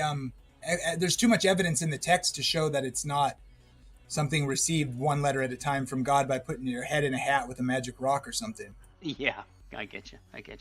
That wasn't quite my question, but nonetheless, yeah. I mean, my question was more along the lines of, with your, presumably we all have a soul, correct? Because you're calling it the breath of life, and we all breathe and have life. So I just think the concept of the breath of life is like how God gives. It's wanting to say God made man alive through his special creation. But as far as being a soul, it just means you're a living creature. I don't think there's anything special about it. I just think it means you're alive. You have a life. Okay, I think I would push you a little further, Jamie, to say, do you not mean that when it says in the Bible that God made man in his own image, that he was referring to this breath of life, stroke soul? No, I don't think so. I think it has more to do with our ability to reason and choose and make deliberations and be moral agents. It's more like the design, especially designed. That doesn't make too much sense to me, because it also says in the Bible somewhere that morality, ineffectively, I'm paraphrasing, but morality is written on every man's heart. Well, right. But I'd say that's by design. It's not because you have a spirit or because of a... That's not saying the soul. That's not saying everybody has a soul which is responsible for morality. Right. That's what I mean. No, right. I'm saying the whole part about man being made in the image of God is a really controversial thing to even define. Some people say it's because of your parts, the way you're made up. Some people say it's your it's morality. But I don't think this, even though that's mentioned in the anthropological account of man being created, I don't think it's tied directly to the details about the parts of man. It's just telling you man's the crown creation, and he mentions that we were like God in the sense that we are. I would argue for like a moral agency view, and it's just I would say it's not explained how we're made in the image of God, other than that he made us in his image. And by design, we're capable of doing things that he can do that, say, animals can't do on the same level. Although I think that's a sliding scale as well, because I see proto-morality in animals as well. Yeah, for sure. But also, by your definition of the breath of life, then animals have a soul too, right? Yeah, right. They're described identical in the identical language that man is. They're given a breath of life, and they're even mentioned about that in the account of Noah about drowning, that they have the spirit of the breath of life in their nostrils, and they are physically made. The only difference you could say is man's specially created. God hand forms him from the dirt. Animals, it says that they just come from the earth. I don't know what to make of that, other than there's a slight differentiation. But as far as the constituent parts, animals are nephesh, and they have the breath of life in their nostrils. Yeah. Okay. I mean, I see some conflicting ideas here myself, Jamie. In that, as I say, what you seem to be referencing to my ears is this Egyptian idea of, and it's a Greek idea as well, isn't it? Of what do they call it? Animalism. No, essence, pneumatic essence, essence. Well, I would argue this is what I'm suggesting is the Hebrew concept, and based on the Hebrew language, animals and humans are described as being made in the same way as far as constituent parts. They're bodies made alive by God's breath of life, and then they're both said to be nephesh, or living souls, or living creatures. There's no distinction in the description in the Hebrew that says anything different about animals and humans as far as how they're made and how God created them, other than that man is special. Then it goes on to say man is made in the image of God, but that's I would argue. I see. In fact, the reason I'm arguing the way I am is because of what the Hebrew says. People have inserted this idea of a soul being some special extra thing and it gives the same description of animals. They're living creatures. Okay. I mean, again, there's a grey line there that needs to be maybe straightened out a little bit between how low you go on animals, and whether you think that, grass is given a breath of life as well, maybe. No. Just there's a distinction in, like in the flood account, it kind of helps you out. I think it says all the animals with the breath of life in their nostrils. It's actually really fascinating because I think because of the confusion on what this is saying originally, you can see there's passages even in the Quran such as like Satan is in your nostrils, because Satan's is spirit, and this word for spirit and breath is the same word. And since God says in the Hebrew scriptures, talks about the breath of life, which could also be called the spirit of life, being in your nostrils, I think that caused confusion there and then kind of got misunderstood. But people still argue about it, But spirit is breath because it can move without seeing what's moving it. Wind and breath, if you blow on something, and living creatures breathe and have metabolism as opposed to a dead body. And so I think it's really just kind of on that idea. Like they thought things that moved were alive. That's why they thought the stars were alive. The planets, they moved, right? Yeah. They're the wandering stars. Okay. Yeah, no, I understand what you mean. I don't want to question it anymore because we have a new member, and it's fair that they get to comment on what's being said. Hello, Ultimate. I'm just going to call you Ultimate. Is that all right? Yeah. Just to go off our private messages, do you want to talk/debate with me now or in the future when you have more private time? messages, and I mentioned it in the live chat and on stream. Not going to be. You've just private messaged me. Where did I private message you? Like a minute ago. The DM. I never sent you a DM. The private chat in the StreamYard. You have private messaged me. That's a private. I can read that as well. Yes, everybody can read that. The private chat of the StreamYard. Everybody can read that, and as I can read that already on stream. Anyway, I'm going to be live for another maybe 20 minutes, half an hour. If you want to hang about, a panel is better. We're not doing one-on-one. We've been there before. Didn't achieve anything. This is a better result. Did you want to comment? Did you want to comment on the soul? Is it BTW? Well, is that who you were before, or you changed your name? Is that What's your thoughts on the soul? The Ultimate created.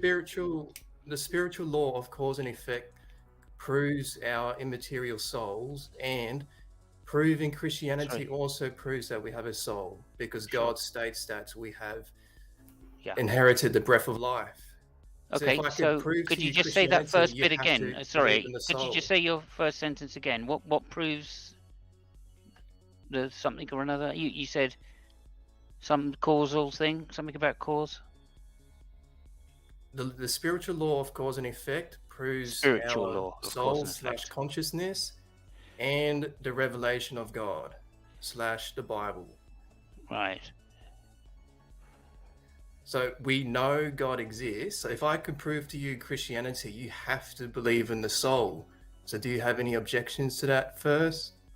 No, I don't think. I think that's Christians believe in the soul. I agree. Yes. Yeah. So God exists because there is knowledge of Him, and it is our Christian God because Christian means to love, and Christianity. No. Straight away, I'm going to disagree with the very first sentence you said there. God, the concept of God exists because we believe in Him. That's what beliefs are. Beliefs are concepts. knowledge / evidence is information. There is information of God, therefore there is evidence of God. No, that's well, you're equivocating the definitions of knowledge and evidence there. For you to understand the word God requires a revelation from God. No, I don't think it does, because I don't claim that I understand the definition of God. Well, then I have to explain to you the definition of God. Are you going to ask? Well, you can give me your definition of God by all means. Conversation, not statements. No, An ultimate personal being who is absolute, eternal, and a creator mind. So for you to understand that you are a limited in size being, you have to have an ultimate standard. Right. We were just dealing with, sorry to interrupt again, but we were just dealing with the definition, and you went on to make a conclusion from your definition. And I disagree that that is a coherent definition for anything. Well, then for you to make that claim, you have to understand the true definition. So you are possibly lying when you say you don't know the definition of God. So No, I'm saying your definition is incoherent to me. For you to know, for you to make that claim that my definition is incoherent, you have to know the true definition. So you are possibly lying when you say you don't know the definition of God. That's a non sequitur. That doesn't follow. All I need to know is the individual properties that you ascribe, right, are at least contradictory or incoherent at the very least, I should say. Like, you are contradicting yourself, because for you to say that I'm contradicting myself, you have to have the ultimate standard. So you already know the definition of God. Right, that's another non sequitur, I'm afraid. No, it's not. No, it doesn't matter what my worldview is. I'm just critiquing your worldview. We share the same worldview, so you can't do No, an internal we don't, critique no. or a reductio ad absurdum. So premise one still remains standing, is that God exists because there's knowledge of because your definition of God is incoherent, so I disagree with premise one. There's no, my definition of God is not incoherent. He is an eternal, absolute, I think it is. You creator have no mind. Sure, there you go. You see, creator mind. The only demonstration of minds we have are embodied minds, and they're not eternal. So to say that an eternal mind exists, I don't think you have any evidence or any kind of analogical reason to guarantee that that is the case. You're not all-knowing to make that universal claim. I don't so have only to be. a mind meets the prerequisites to be ultimate, because a mind is immaterial, therefore No, minds are only not an immaterial ultimate being. I disagree. Could you give me your argument and logical definition, or logical syllogism, which guarantees that minds are immaterial, please? So that, again, that goes to the law of cause and effect. It takes an immaterial cause to produce a material effect, because an immaterial particular is not contingent on anything outside of itself. Material that doesn't things follow. are contingent. The only thing we have, the only cause and effects relationships we know of are material. Could you just give me some kind of syllogism which guarantees that there can be a cause and effect which is immaterial? You're shifting the subject. We are talking about the existence of God, and now you're moving on to the soul. No, I'm not. I'm just talking about cause and effect. Your definition of God. You went from the definition of God now to the soul. So No, we're still on the definition of God. We're not talking about the soul. No, well, you're going about the soul. Sorry, what's your definition of soul? You have asked me the definition of God earlier, so you're switching the topic. I'm still talking about God. You said God was an immaterial, eternal mind. And I'm saying we don't have any examples. And I'm saying we don't have any examples of immaterial, eternal minds. Yes, the only examples God we is an have of immaterial minds, mind. hang on.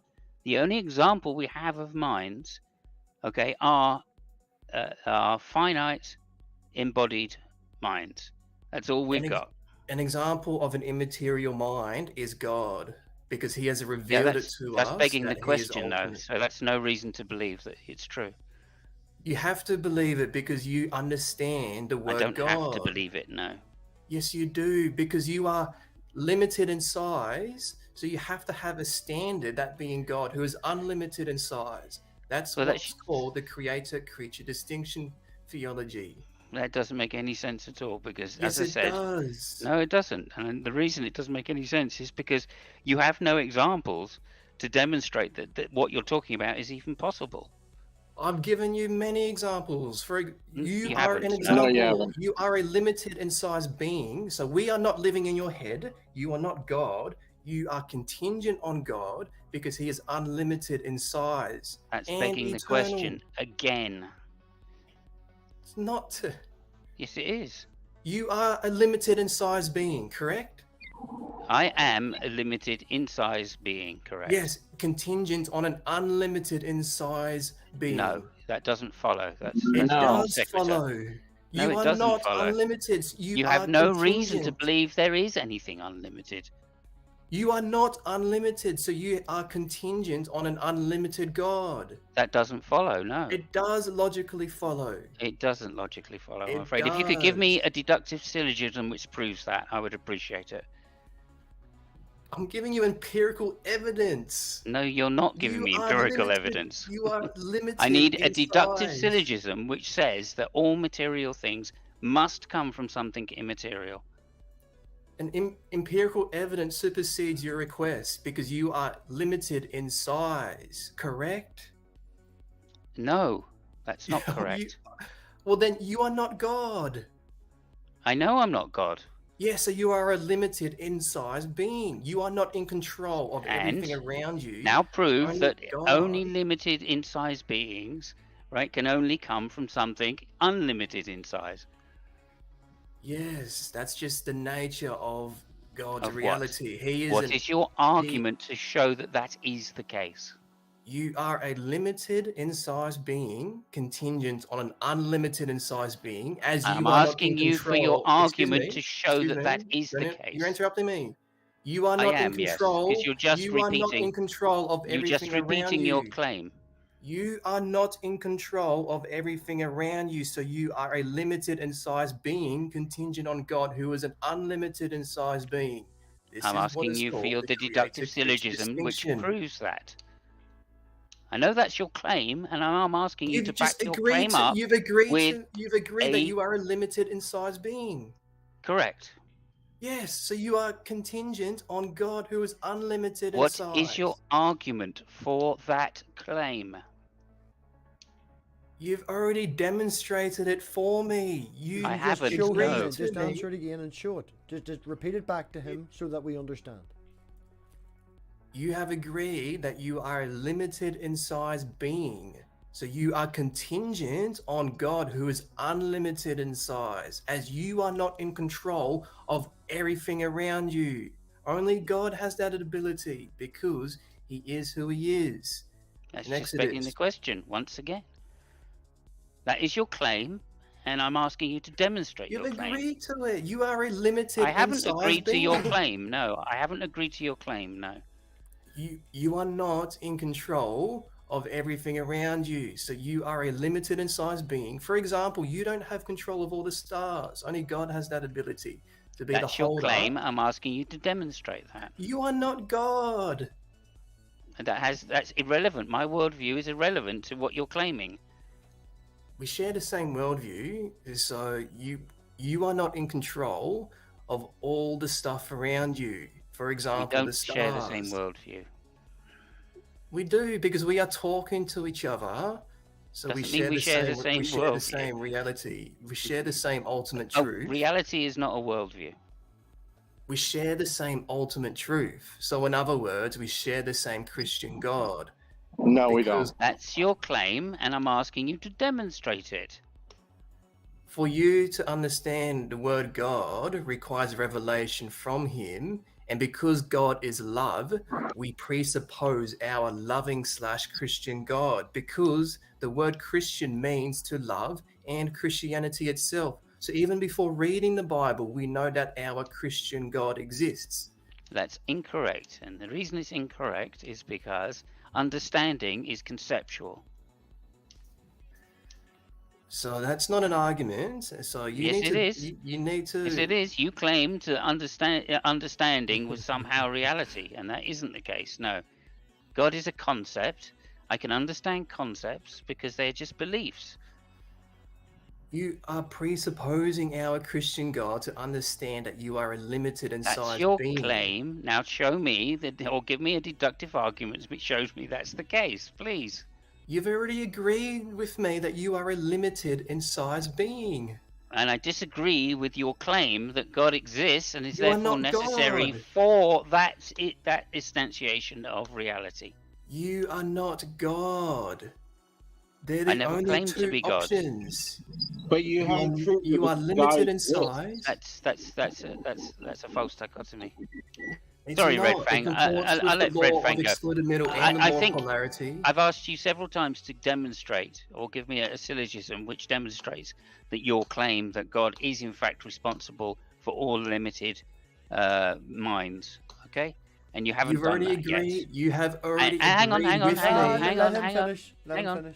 And you haven't done that until you give me a deductive syllogism which shows me that the only possible outcome for limited minds are unlimited beings. Then I have no reason to believe. Then I have no reason to believe that your claim is true. You have already agreed with me that you are a limited in size being. Therefore, didn't you listen are to what I just contingent on an unlimited in size being for you to come to that understanding, and that standard is God. So again, That's your this claim, what I am but saying you have not comports with the demonstrated your claim. creator-creature distinction. That's your claim, but you haven't demonstrated it to be the fact. You've already agreed with me. You are a limited in size being. Yeah, That but has that doesn't no prove that relevance on your God claim. exists. That has no relevance on your claim. Sorry, Red Fang, you go, please. That's empirical evidence. No, it's not. You can't circle around this. You have already agreed with me that you are a I haven't limited in agreed size to you being. on anything. Yeah, and you have not given me a deductive syllogism which shows that limited in size beings require unlimited beings to create them. It logically follows. It doesn't logically follow because you.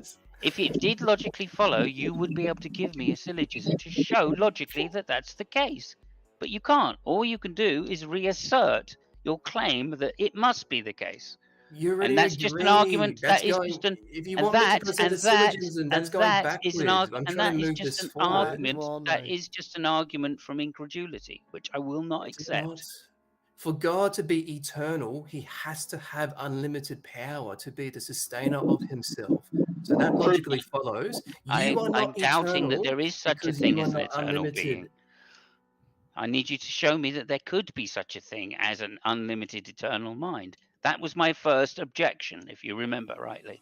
No, you've asked me the definition. I presented an argument. You asked me the definition of God. So I don't underestimate my memory. And so... Right, you don't remember then my evidence objection. for What an was my immaterial objection mind, to your definition? What was the my evidence- objection to your definition, You please? ask me for the definition of God. I've And explained what was my objection definition. to it? What was my objection to your definition of God? The immaterial mind creates a part. So my response to that is What that about it? we know that an immaterial mind exists because God exists. That is the immaterial mind. That's just that I'm begging the appealing question to. again. No, it's not. Yes, it is. You just said God exists because God exists. That is a I classic said textbook you've asked begging the me question. earlier the proof. You've asked me earlier for the proof of an immaterial mind, and my response to that is God is the proof of an immaterial mind. And what is your definition of an immaterial mind? God. Okay, so you're saying God exists because God exists. It's circular, obviously. That's a response to your objection to the definition of God. That's not my whole that argument. circular My arguments are not going to get by me, dude. My argument was proving Christianity. I presented premise 1. You objected to premise 1 in regards to the definition of God. So that's what we are on about now. So if you want me to move on to premise 2... No, we've always been on about premise 1. Because premise 1 is unsubstantiated. You've yet to give me a deductive argument, and the empirical evidence you gave me doesn't follow. Right? So therefore, now you need to give me... in size being. So it doesn't follow, therefore, that there is something unlimited in size. That's a fallacy. It does.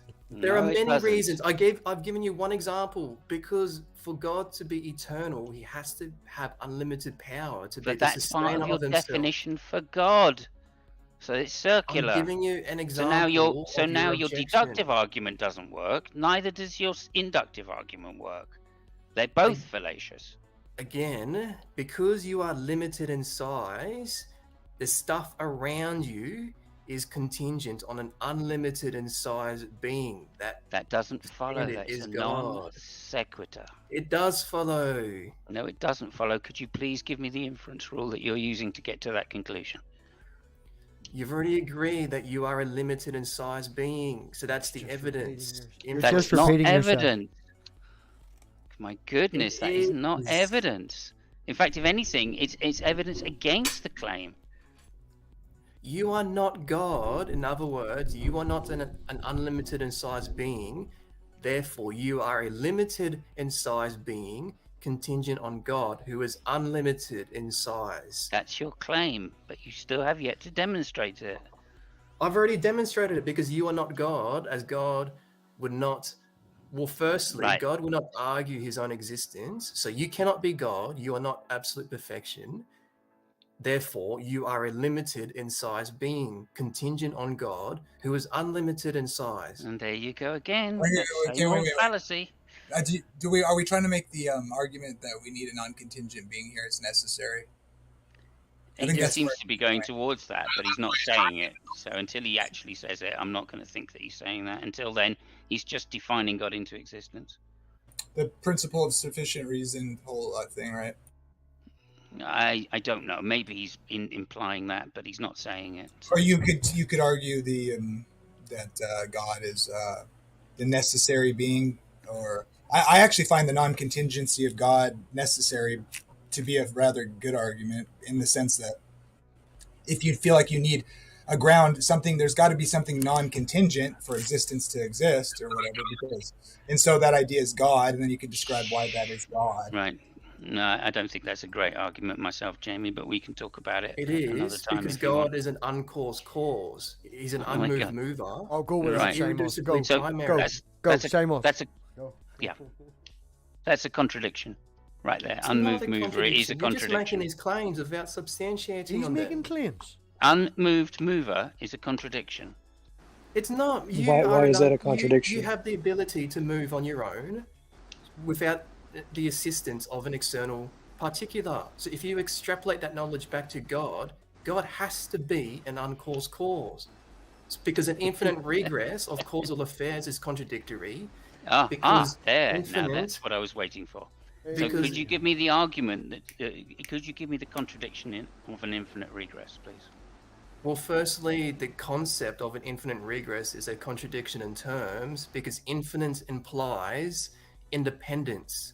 So something has to be infinite in size as a starting point, because a set of particulars has to be secured by an infinite in size particular. And we go So back that to puts- your claim, which is unsubstantiated by any empirical data. There's a Latin term, the conditionio, I have to look it up again. There's a Latin philosophical term that comports with my arguments, is that the infinite regress is a contradiction in terms. I could look Why? it up really I'm quick. asking you for the syllogism which shows that there is a contradiction in an infinite regress. It's a contradiction in terms. I'm Googling it now. There's a philosophical Latin term that supports my arguments that an infinite regress is a false belief. No, I'm So, showing you. just give I'm me a asking moment. you for a logical contradiction implied by an infinite regress. It's a conditionio in terminus, Latin for contradiction in terms. So to put that into context is that an infinite regress is a contradiction in terms, because the word infinite implies unlimited in size, and it implies independence.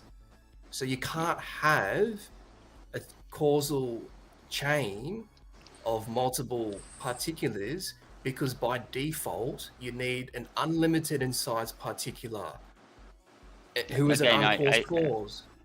That doesn't make any sense either. It does make sense. No, I don't think it does. God I is think- unlimited in size, by default and not contingent on Yeah, anything that's part of your outside definition. That's circular. We've been through that. Every time you say God is, we're going to be in a circular It doesn't argument, I'm matter afraid. if it's circular because it comports with the law of identity that God is who he is, A equals A. So ultimately, God is a brute fact. And an So infinite regress would be some- an infinite regress. You're not saying anything other than something which is circular reasoning. God is who he is. So in other words, God is ultimate perfection, and ultimate perfection is God. So you're adding more things in now, right? So God is more things. What It's not I am simple then, is saying, it? what I am Society saying goes is out the window. circular, but it's not false. No because ranting it and no there's over-talking. called- You've been, I'm not right, claiming hold on. it's false. You've been ranting I'm for saying a it wee doesn't while. give you a Let reason to Simos talk. assert that it's true. Let Simos talk for a while. Simos, I was wondering if. Yeah. Can I ask a question for a clarification? Go on You ahead, said Jay. that the unmoved mover. You I think an said that unmoved the mover, yeah. unmoved mover was a contradiction. Could you explain that a little bit more? Sure. By which I mean that if God is unmoving, right, then he's unable to change or will therefore create. So I would prefer the terms that later philosophical Christians used of potential and actualization. I don't think moving is a good example. And also the basis of your knowledge of how you can know things, is it not circular at a starting point? It is circular? Oh, of course, yeah. So then, but the point so is, I then may you not claim that claim circular reasoning is fallacious. Is No, not no, the no. case in how you can know things. No. When I say that I'm against his claim that he knows this to be the case based on circular reason, I don't know that I don't claim that I know anything for which I use circular reasoning as a justification. That's the difference. I'm asking if the fundamental of your understanding of how you can know things, isn't it ultimately going to be circular? On a fundamental No, level, not your reasoning knowing isn't it things, gonna? no. Don't you explain logic with logic? Yeah, but that's not knowing things. Logic is a different thing from knowing things. You're talking about a component of logic, of knowledge. And as for that, I'm a fallibilist anyway, so it doesn't really apply in the same way. So you're not really certain of anything. I'm not 100% certain of anything, no. Well, so you would I'm say 100% certain of particular things, but those particulars are fairly irrelevant to the general worldview which I have, yeah. Well, do you have an example of something you're 100% certain of? I would something like, that my experience is existent. Your experience is existent. You're 100% certain of that. Yeah. Huh. Mainly because I'm able to say my experience is 100% certain, or my existence is existence. What are you? I mean, it's what are just you a tautology. defining as your experience? Yeah. Well, what are you defining as your experience? What is that? Yeah. Okay. Sure. Just something like the thoughts in my mind. So you're 100% certain that the thoughts in your mind are what? Are thoughts in my mind. You're 100% certain of that? I think so, yeah. That's where they are, and you can. No, that they exist. Well, I mean, how would you prove something like that, right? Well, by that having they exist, but by you having said thoughts in my your mind. I mean, I couldn't think that I have I'm thoughts in my saying- mind unless I had thoughts in my mind. So there seems to be a. Are you able to? Okay. Are you able to empirically prove that you have thoughts existing in your mind since you're 100% certain of that? I'm not How did you come to certain, that no. conclusion? I think it might just be an analytical truth. So you're not 100% certain of your experience. Well, I'm not. As you certain define my thoughts experience- in your head. No, I'm not certain. I'm not certain that those thoughts are in my head. If you think of head as something. Okay. physical. Okay, so that takes away from the 100% certainty of your Again, experience claim. it doesn't. No, it doesn't. No. Well, you Because explain it that doesn't as matter the what thoughts being in your head. I don't think it matters what it's in. That's irrelevant. Well, It it's still part exists. of the certainty claim. It's No, I part of don't the think it certainty is, claim. no. So if you're going to retract, well, you demonstrated that it was, but if you're, don't I think mean, I you might did, change your no. mind. No, I don't think I did. You said that Demonstrate it was. you're. I said that the thoughts are existent. I didn't say what medium they were contained within. I asked if you could be 100% certain of something, and you said that you're 100% certain of your experiences. And then I No, asked you what to no. expand. That's not what I said. You know what? That's not exactly what What'd I you said. say? I think I What did you said say? that my thoughts are existent. Okay. Well, you did say your experience, but okay, so we can go with that. Okay. You're 100% certain that your thoughts are existent. Yeah, I think when I was well, I think that is what I said, but maybe I misspoke. So how do you? Well, yeah. How do you even go about proving that claim? Being it, as you say, it's 100% certain. Well, proving it to what? In which sense do you mean? Empirically proving it, for starters. Well, I don't think it can be. It's an analytical truth. So I don't think it can be empirically proved. So empirically, I would. How can it be proved? I'm a fallibilist, so. Well, it can be proved by the fact that I'm currently thinking that I'm actually having an experiential thought. And when I say I think I'm thinking, I'm thinking. And if I say I think I'm thinking, then I'm thinking. And that's an infinite regress. So you're 100% certain that you're. So it's a That you think demonstration sometimes? both of an infinite regress. Well, no, by thinking that I'm thinking, I'm saying that I'm thinking. I'm demonstrating to myself and my experience. In my experience, I'm trying to narrow down. Yeah. Sort of narrow down the idea of what you're certain of 100%. Because I'm having trouble. Narrowing that down to something that you can claim and prove. You seem to be saying it's the thoughts. Oh no. When you say say prove, I think we're conflating things here. I think I'm saying prove to myself, right? Prove within my thoughts, right? And the reason I say it's in your own within head. my thoughts, in my own concepts, if you like, in my own thoughts. I think if I'm thinking that I have a proof, then in my own thoughts, I must be thinking to have the thought that I think I might have a proof. So but I don't know whether that's. certain I don't of know that, whether but that's not asking that. I'm not answering the solipsistic question or anything like that with that. I'm literally just saying, in order to even vocalize within my own head the thought, and I say vocalized, not meaning actual words, but just to have some concept, then that in itself is some kind of referential point or arrow pointing to the fact I'm having a thought. Which is what I'm trying to talk about in the first place. See, you might say you're 100% certain that something's going on in your head. Not head, no. That I'm thinking Something's about going something. on. That there's some thinking happening, yeah. Yeah, not even that you're thinking, just there's thinking going on. Yeah, essentially, yeah. I mean, I can say I if you like, because that's the way Descartes said it, but yeah. It's slightly different from Descartes. Descartes' interesting because Go ahead. Some people ask him to unpack the I, right? I think, therefore I am. Yeah, Russell. Some people question that in the way I think, therefore thinking is going on. It sounds kind of like what you're saying. Similar. It's similar, but I'm not saying that it's something that proves you think it's my certain, but own existence. It just proves that I have thoughts. Yeah. You're saying you're certain of it, but you can't demonstrate it.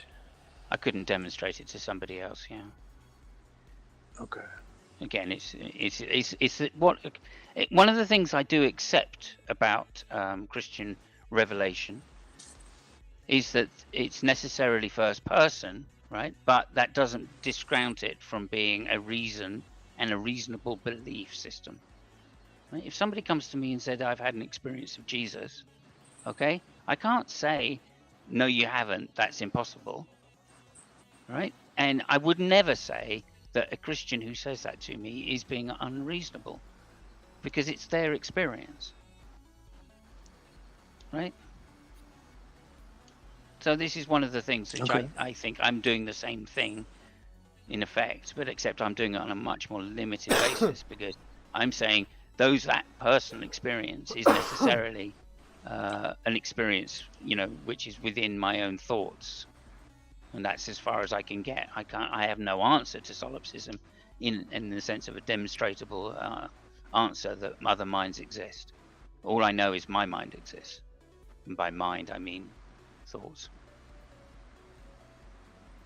All right, and that's necessarily first person. It's necessarily my own, psychological state, and I wouldn't accept someone to accept that I exist upon that basis. In that little brief pause, I just want to welcome David, a channel that I've come across quite recently. Recently. David, if you could post your link in the private chat, I'll put it in the live chat. We'll get you shared out. David gets drunk and talks about philosophy. Why have I not met this man before? I've heard David before, so I'm interested to hear what he thinks about what I've just said, which is a little bit controversial. No. Your YouTube channel, man. Is that your YouTube channel? Yeah, if if they go to that, it'll go to the YouTube channel. But if you go to youtube.com/ hang on, let me just find it. Yeah, find that thing because it's handier for the people in the chat because people in the chat are lazy. Not that people in the chat are lazy. I love you all, but it's just easy. Yeah. What's going on? Oh, right. Let me just check if my mic is on the right thing because people have been complaining about my mic all night. Yeah, it's on the right. Yeah, I need to fuck with the noise gate. Sorry. Right, we've got David's link. Okay, I'm going to put it in the live chat now. This is David's link. Yeah, David gets drunk and talks about philosophy with all different types of people. So yes. So I actually posted my regular YouTube channel, which I've recently moved off all the deep drink stuff to a separate channel, because I want to have people on that are Christian and other types of religions as well. But unfortunately what they do is they go to my main channel and they see me like ripping on religion, where deep drinks is much more like I'm trying to have a genuine conversation. I'm trying to be respectful. So yeah, I've kind of separated them to the both. So it's like a different branding, I guess. So I just posted from Deep Drinks podcast, which is where I have those conversations. The guest chooses their favorite drink. It doesn't have to be alcoholic, but it can be. Usually is. Yeah, and then the other ones, the one I post is the actual my actual main channel. But it's funny. It's funny just talking about the drinks that we have. I had Michael Jones of Inspiring Philosophy on, and he's a Christian apologetics person, right? Philosophizer, and he chose to drink straight Scotch. He wanted straight Scotch, and I was like, okay, this is cool. Like I'm drinking straight Scotch with a Christian philosophizer, Christian apologist. And then now I'm interviewing the head brother of the Temple of Satan in Noosa, and he wants to have tea and pumpkin scones. So I'm like, okay, so this is a very weird dichotomy. You got the Satanists having tea and pumpkin scones, and you got the Christian having straight Scotch. And I was like, I love this weird dichotomy that is created on my channel. So yeah, so I'm looking forward to that. Did you see his debate with Matt Dillahunty? They had in person? Because he was drinking. He drank about a quarter of a bottle of straight Scotch straight. And I was like, okay, way to go. Yeah. Before we diverge too far off the topic, if we diverge too far off the topic, I'd probably, because it's getting late, stay on topic.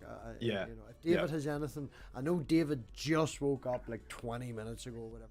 Probably hasn't watched an awful lot of the stream, so maybe let David listen for another wee while and see if he can get some input from where it's going.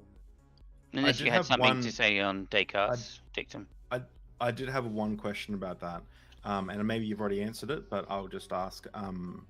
So you said that you have like, correct me if I'm wrong, but you have like certain experiences, and you know those experiences are true, and you can't therefore tell a Christian that their experiences are wrong because they've had certain subjective experiences, right? Yeah, it's similar. Yeah, I have thoughts and concepts.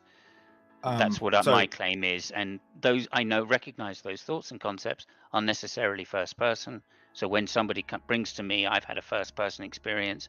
I know I can't necessarily say that they are incorrect, that they didn't have those experiences. Yeah, sure. So I actually agree with you there. So I was a Pentecostal youth pastor at one stage. I used to speak in tongues. I used to lay on hands on people. I used to prophesy. I used to have these tremendous spiritual experiences. I just no longer attach an ontological claim to those experiences. I just go, okay, I had these experiences. I don't know what they were. There might have just been some part of my imagination or something, or some form of weird hypnosis.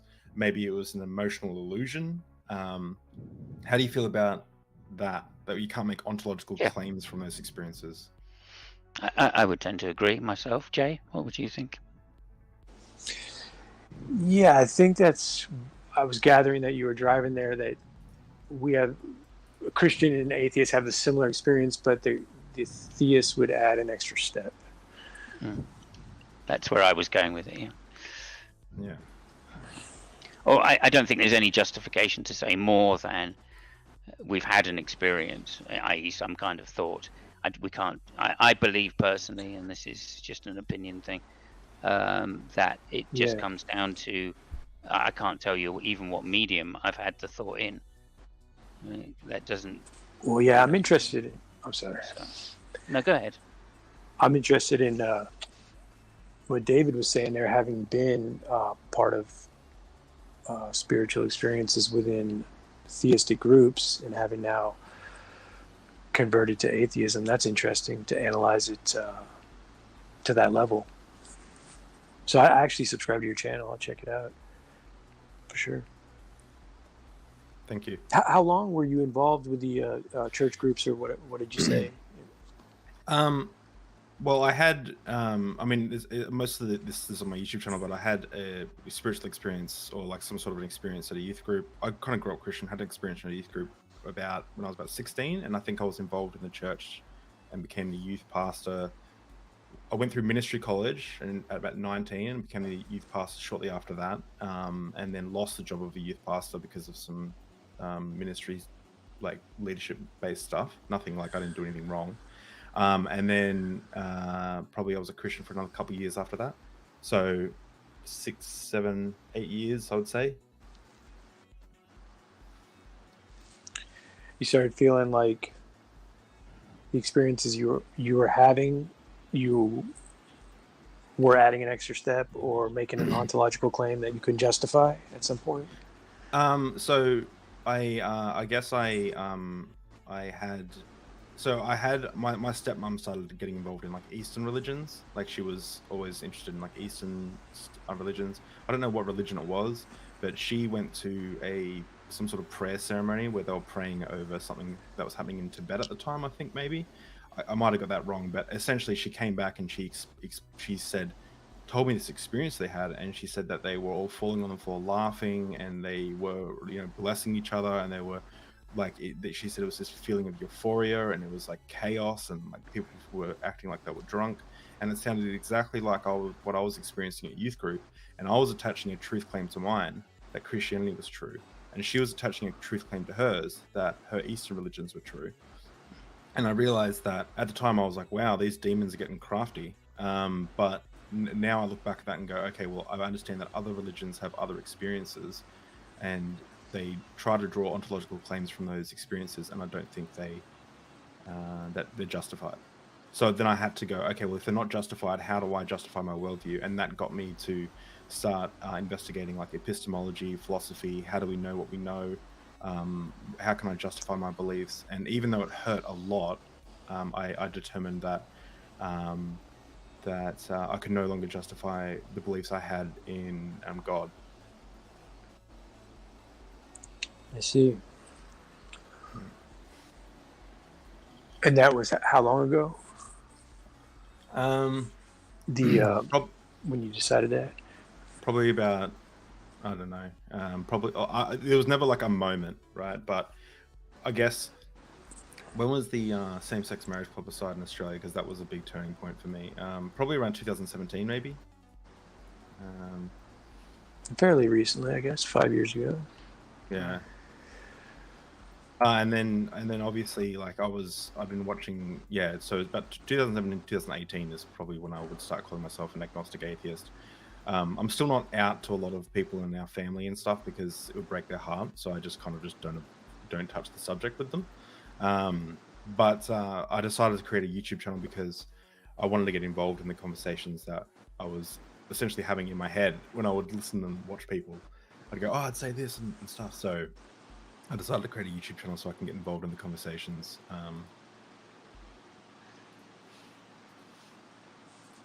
Right on. So yeah, 2017, 2018, I'd say. Yeah, Graham Oppie, somebody that you listen to sometimes. Sorry?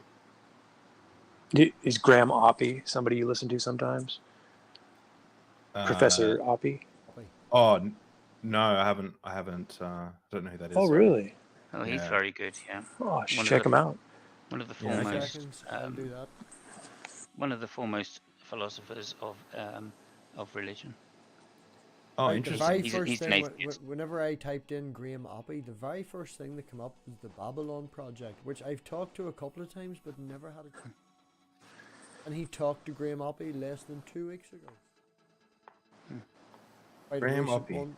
That would be. How do I can give you some slightly harder line atheists if you would prefer philosophers, which is slightly harder, right? Harder line than Graham or Professor Oppie. Professor Oppie. How do I spell that? There's the link. I put the link in the O-double-P-Y. private chat, man, David, if you can see it. Oh, okay. Yeah, no worries. It's very good. I Volume think low. Why he's is my volume seems to be bouncing? It checks. I don't know what's going it's on. up with my again own. now. It's up again.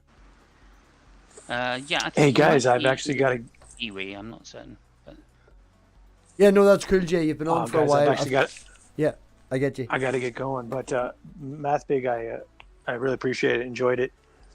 I really enjoyed And, it as well. Simon, I'll talk to you later. Yeah, it was good to Yeah, talk I to you. hope so. Thank you, I- and I nice to love meet you. talking to you. And Jay, you make I me think you're think ge- every Good time we ripping at talk. you. I think you're genuine, Jay. And we'll go Oh, with that. We thanks. may disagree, Thank you. but I think you're genuine. You're a wee bit annoying on your fucking definitions. Every now and again, I feel like calling you Steve McRae. Good man. But man. I think you're fair enough. genuine. I think you're genuine. I didn't see that, but I think yeah, you seem genuine from what I've heard Yeah. so far. I Dave. like a stickler for a definition. I just pumped Sure. up the volume in mine. I'm now flashing in Next- the red. I'm flashing in time- the red. Yeah, next time, Jay, hopefully we'll get to talk about your beliefs rather than mine. Yeah, we'll probably make ways Yeah. for ending up anyway. I was supposed to end a wee while ago, but Simos got all excited because Reformed Christian. There we go. We'll try and Whatever. move it that way. BTW, biblically, theologically, for the win or something. I don't know. Yeah, so upcoming before Reformed, what do you call himself? Ultimate Created Christian. I'm just gonna call him Philip, all right? Because I debated him as Philip our man or whatever it is. So Philip was here earlier. Before he left, he's up for a one-on-one with Simos. So subscribe to the channel and do all that fucking YouTube shit and check out the links and all that and previous videos. Because coming up, Simos says he's up for it. He says he's up for it. We're gonna Yeah, get I have two arguments against pre-suppers. One of them's a troll argument, and one of them's an argument which I think I'll probably defeats tag. So we'll share the well. I'm not going to share the private chat, but something I did say was Philip asked, "Did you have a channel?" And I was like, "It's all about Formula One. He's just a troll killer." So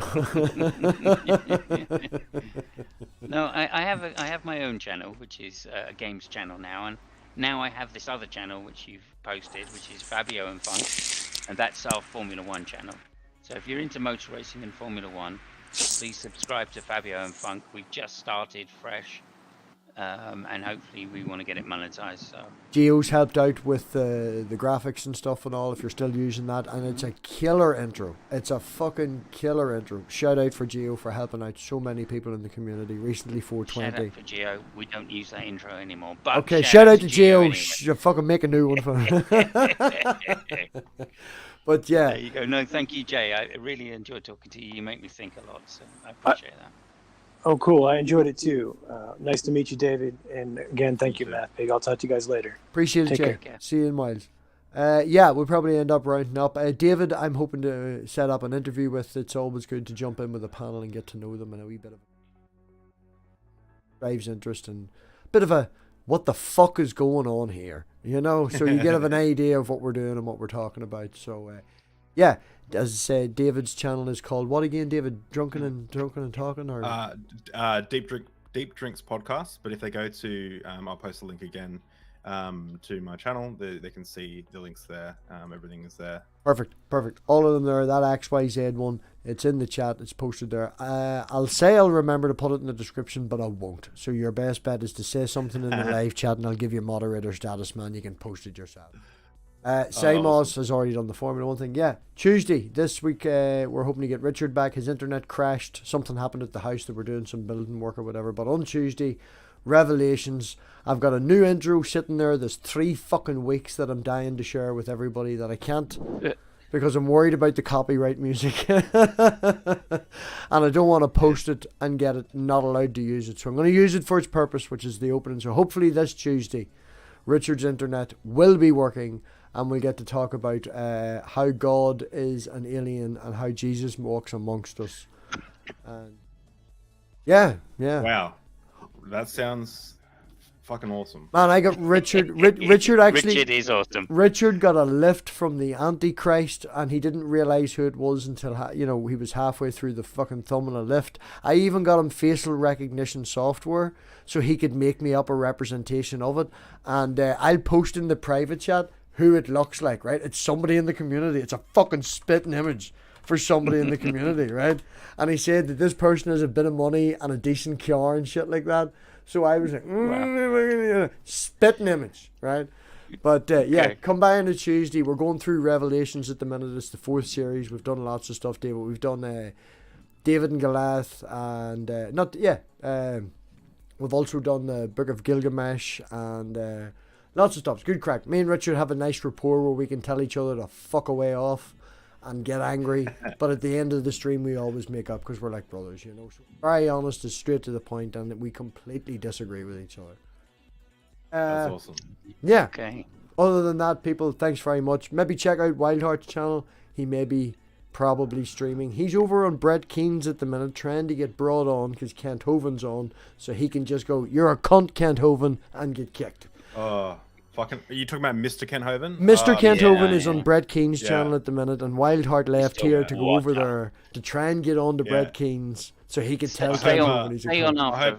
Stay on after David, if you wouldn't mind. Yeah, hang about. Yeah, I hope he gets body slammed in that conversation. Oh my god, it doesn't make any difference. Right, well, on that note, everybody remember, think for yourselves, call back on Tuesday, and hit the button, subscribe. You'll see more of David, hopefully coming in the next few weeks. So, on that note, I will run the outro, if I can find it in my OBS, and boom, bye-bye!